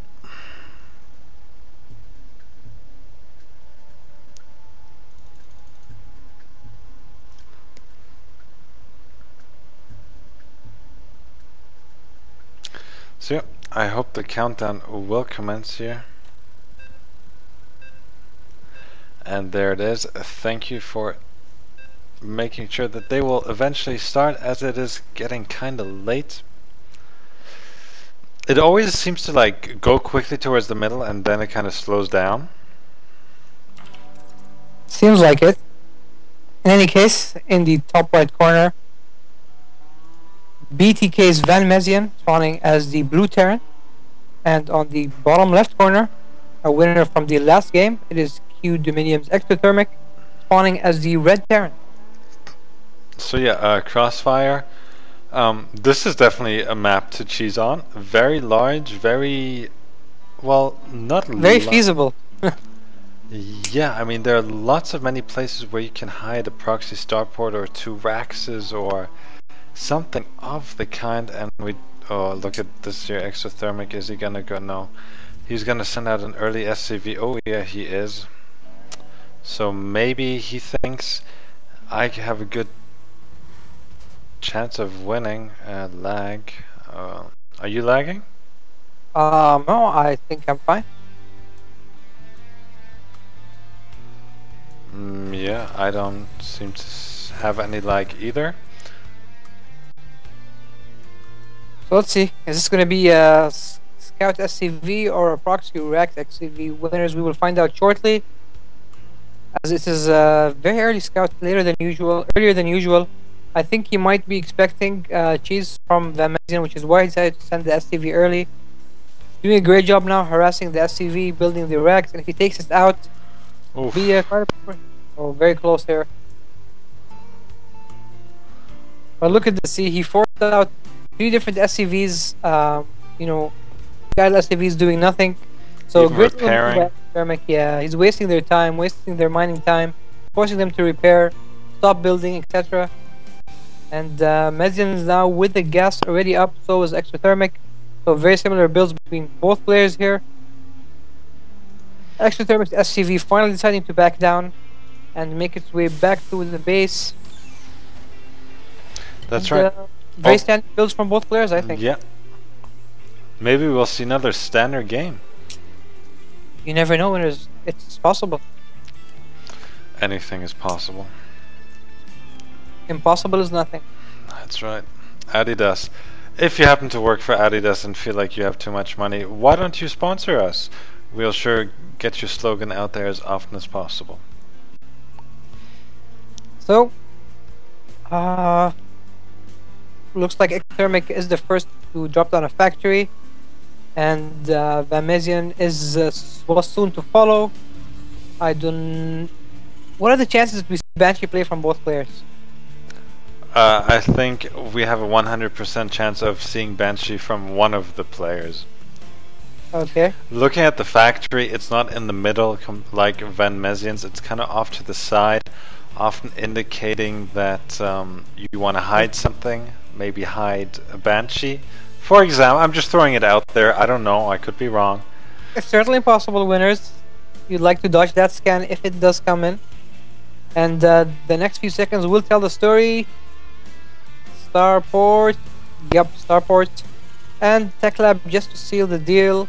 Come on, Exothermic, don't prove me wrong here. And still no Tech Lab winners, so... No Okay. Tech Lab, so... Could this possibly be a delayed Banshee? Oh, no, okay. So he started building...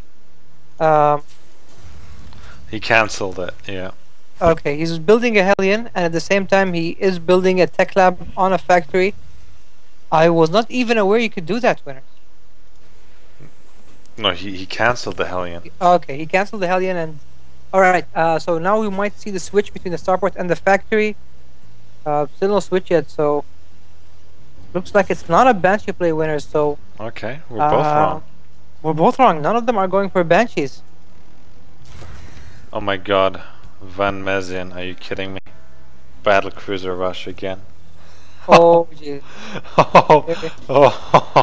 Oh my core there, so... god. It's do or die for Van Mezian. Someone's gonna rage after this game. He did this against Dan Cake last week, remember?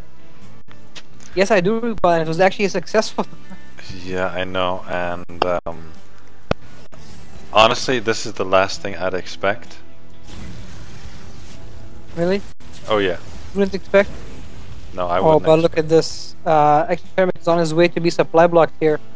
He's on 34.5 both and still no supply depot, Oh so dear. this can impact him greatly as it did in that previous game against Magic Zerg. He missed the supply depot and it was very difficult for him to produce Still enough nothing. units to character, and still no. Still not. Oh, now. So being supply blocked for. Okay, so he had to drop. He dropped the supply on the. Yeah, he had to drop a supply, so he missed out on. He missed out on a mule or a possible scan, and that's never a good thing as Terran. No. Oh, I'm just... A Raven isn't gonna do any good against the battle cruiser. Especially with no secret missiles either, so... No. Is there a Viking out there? Yeah, there's one Viking out for exothermic. He could possibly kite all day, but kind of difficult. Difficult is, to be honest, an understatement in this situation. Is he'd have to kite that Viking perfectly if he plans to eventually kill off a battlecruiser with it. In any case, my excitement level for this matchup has quadrupled in the last minute or so. Van Mezien now going out, a couple of Marines, a few Hellions, and of the course SCVs. the SCVs to constantly repair the battlecruiser. Van Mezien, of course, he has done this before. We have seen him do it against our unfortunate victim Dan in the previous weekly cup. But exothermic doesn't have anything. He has half the Marines and he has 2 siege tanks. Well, the siege tanks can at least hold of the Marines. But not the battlecruiser. The battlecruiser is... Oh, and now exothermic stance needs to be like, Viking, Banshee. Okay, so now he sees that it's a I don't even battlecruiser rush, know. a lot of Marines, SCVs to constantly repair, and does he have siege tank? Siege tank, yes he does, so siege tank might help quite a bit. Those Marines, they cannot do much in these numbers against the battlecruiser, which is constantly being repaired.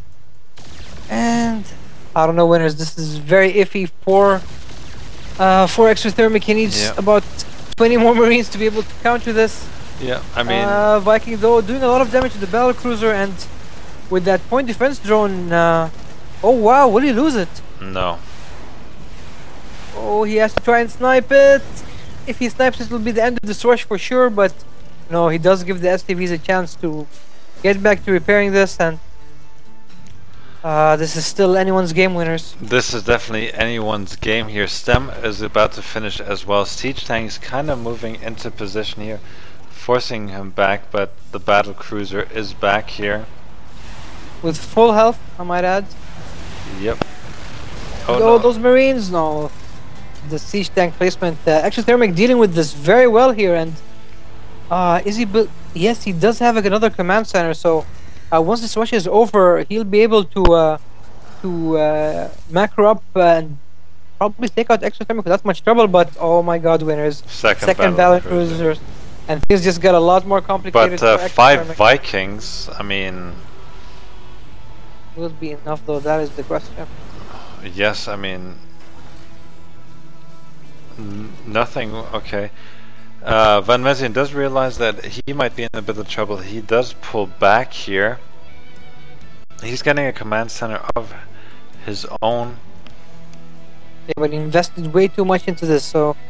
He really has to do a lot of damage before it's over. Yeah. Well, now battle cruisers are moving out, but I think Van Mezien is going to go home here. Exothermic landing his expansion already at the natural, and good on him. He's going to be ahead repairing these Vikings.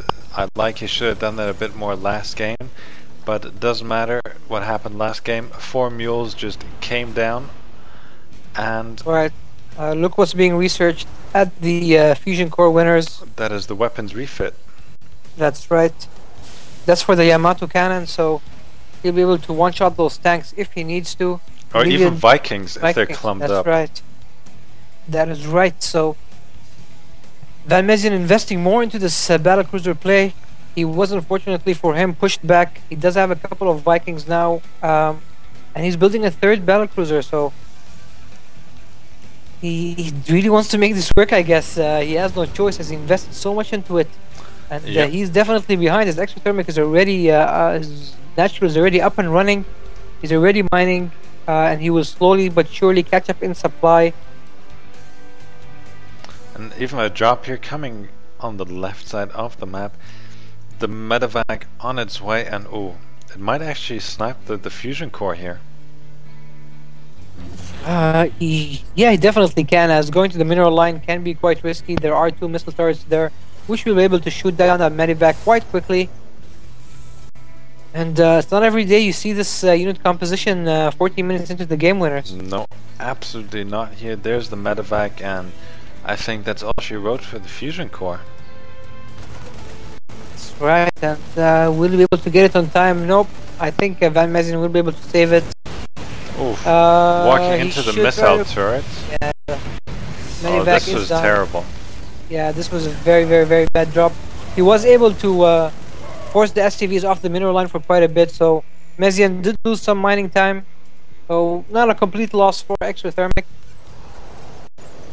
But yeah, the armory just finished, and well, once the battle cruisers get their armor, well, what should you go for? Armor level 1 first or weapons level 1 first? I go for armor. Alright, good call, I think. Yeah, DPS is great, they do so much damage, and well, the Vikings are gonna take ages. But good to see Exothermic did not stop Viking production, as he shouldn't. He's up at 8 Vikings against the soon-to-be 4 of Van Mezian, and the third being taken here by Exothermic real quick. He knows that battle cruisers or the cattle bruisers are quite slow, therefore he cannot move out a second army here for Van Mezian, so he knows that, well, oh, Exothermic moving out. I do not like this. You think he shouldn't? He does have well, the supply. He does have to in a way, because he's getting that third over there, so you wanna kind of do that in line with your army, the way it moves. He stopped battlecruiser production here, more Vikings coming out now here. And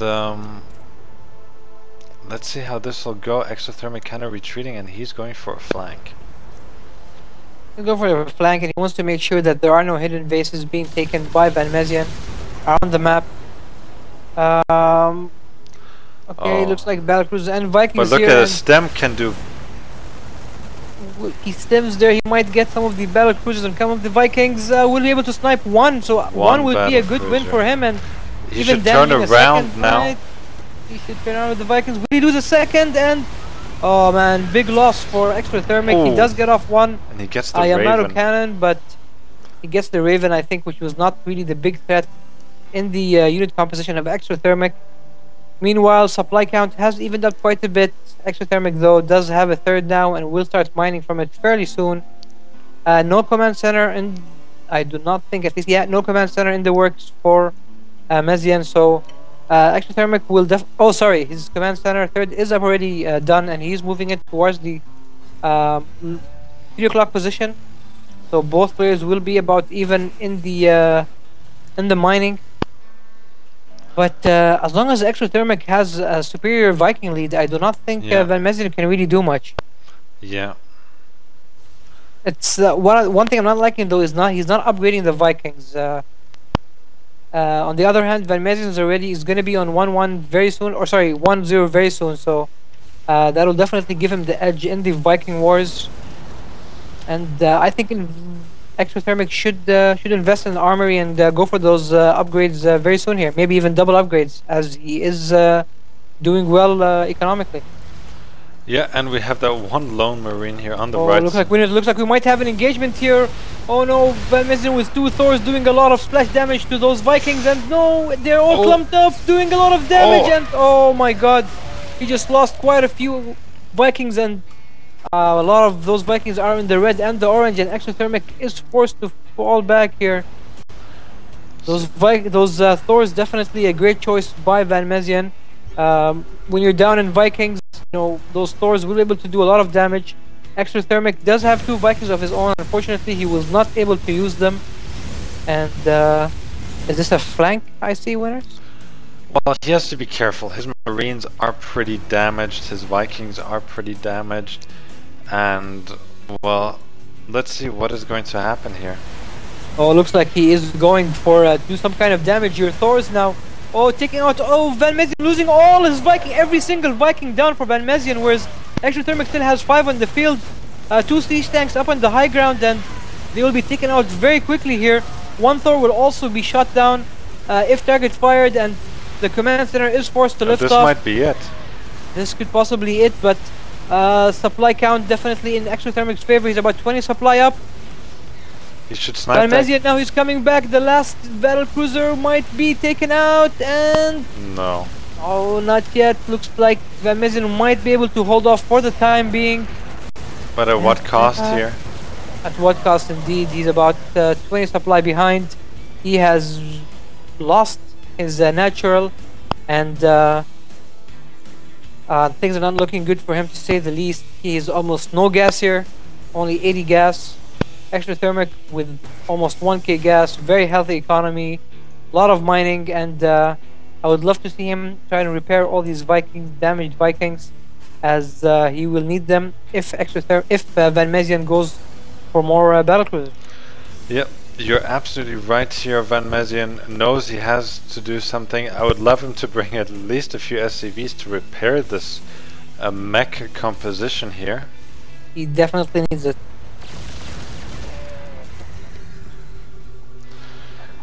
So yeah, looking great. at this, Exothermic did get almost all his units repaired, so he is more than ready for this battle, and looks like he can possibly catch a few Thors out of position when the tanks are not sieged yet. So Exothermic, this can be a big mistake, but no.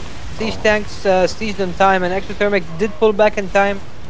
So the battle cruiser at 15 HP and then landing the mule, very nice. Yeah, he definitely needs to repair that. He's still not repairing the battle cruiser for some reason. And wait, look at this now. The third is under siege here. Yeah, third is definitely in trouble. Exothermic has to do something about this, or his third will be taken out. Looks like no, he is going for a counterattack, as he knows that he is he's up on economy and most likely up in the unit composition. But no way, 4 siege tanks there. No way. Exothermic well, he does have 4 Thors, and the Thors will be able to take out the siege tanks fairly quickly here. He does already lose 1. STV is being pulled to do some damage, but no. Again, denying the natural for Van Mezien, killing off a few tanks, killing off some STVs, and supply count though has evened up quite a bit, as Van Mezien did also look take at out all these SCVs here, which are gonna get roasted. Oh, this is nasty, man. This is X-rated winners, man. All the kids shouldn't be watching this. That is absolutely right. Now look at this. Van Mezien's Hellions do spot the hidden trying to come up here for Exothermic. STV will go down. 2 SCVs survive. Oh wow. Just when we thought that Van Mezien was almost out of it, he is now about 20 plus supply ahead, and Exothermic is the one in a lot of trouble here. Yeah, this has turned out to be a strange game, and Exothermic, what does he actually have? Well, I think the main problem with Exothermic is that I think he pushed too much. With a few number of units, he tried to push on all the way to Van Mezien's main, and Van Mezien was just able to defend with more cost efficiency. The siege tanks were in position at the right time, were able to take out a lot of Exothermic's units, and I think he tried to push his advantage way too much, and now he's so behind, as he's about 35 supply behind when he was about 20 ahead just a few minutes ago. Van Mezien now pressing his advantage on his, as he knows he definitely has the lead, denying that third command center once again, and will most likely force a cancel, as there's no way Exothermic can save this. No, there's the cancel, and Exothermic in a lot of trouble here. Mezien floating his main over to the third for his, well, what should be his fourth. And now here, look at this here. Van Mezien at the back door. Those rocks are gonna go down oh so quick. Hellions are going to lead. And the siege tank advantage is what's gonna net Van Mezien in this game. Once the tanks are sieged in the main, Exothermic will there's almost no chance that he'll be able to defend against this. Even though the battlecruiser might go down, it will not make any difference, and Van Mezien has come back out of nowhere to take this game. Very unfortunate. Exothermic had the game in his clutches. He was so far ahead, and I just got too aggressive, I think, and wanted to force the win, even though it was not the time for it. Van Mezien made more with less units, and with better positioning in the tanks, denied Exothermic's attacks, and eventually just outsupplied them, and as you all saw, he pushed into the main, and Exothermic lost all his units. Yeah, unfortunately though, I think this will be the end of the cast because my fiance has a problem and I need to solve it. Yeah. So, unfortunately though, I think the cast will need to end right now. Okay, well, if you leave it running, maybe I can cast while you're gone. You can't control my mouse. Yeah, that's 'Cause true. for I can't observing, observe. Yeah, and I yeah. can't. All right. Okay, I'm sorry. We'll cast the replays then, and well, I'm sorry about this, everyone, but family does come first, and I need to fix the problem now. And I'm sorry, but we will recast the winners. Thank you for tuning in. I'm sure Cal will do all the outros, and well, thank you very much for tuning in. I'm sorry about this, but this is an emergency, and I need to take care of it. Thank you for watching. My name is Winners, and with me is twdnewh, and sorry about this, but we'll see you next week. Sure, sorry to cut it short, guys. We'll be sure to cast the replays during the week. We'll let you know when we'll be doing that. In the meantime, enjoy the games if you're observing, and we'll catch you guys later. Good night. Yeah, good night.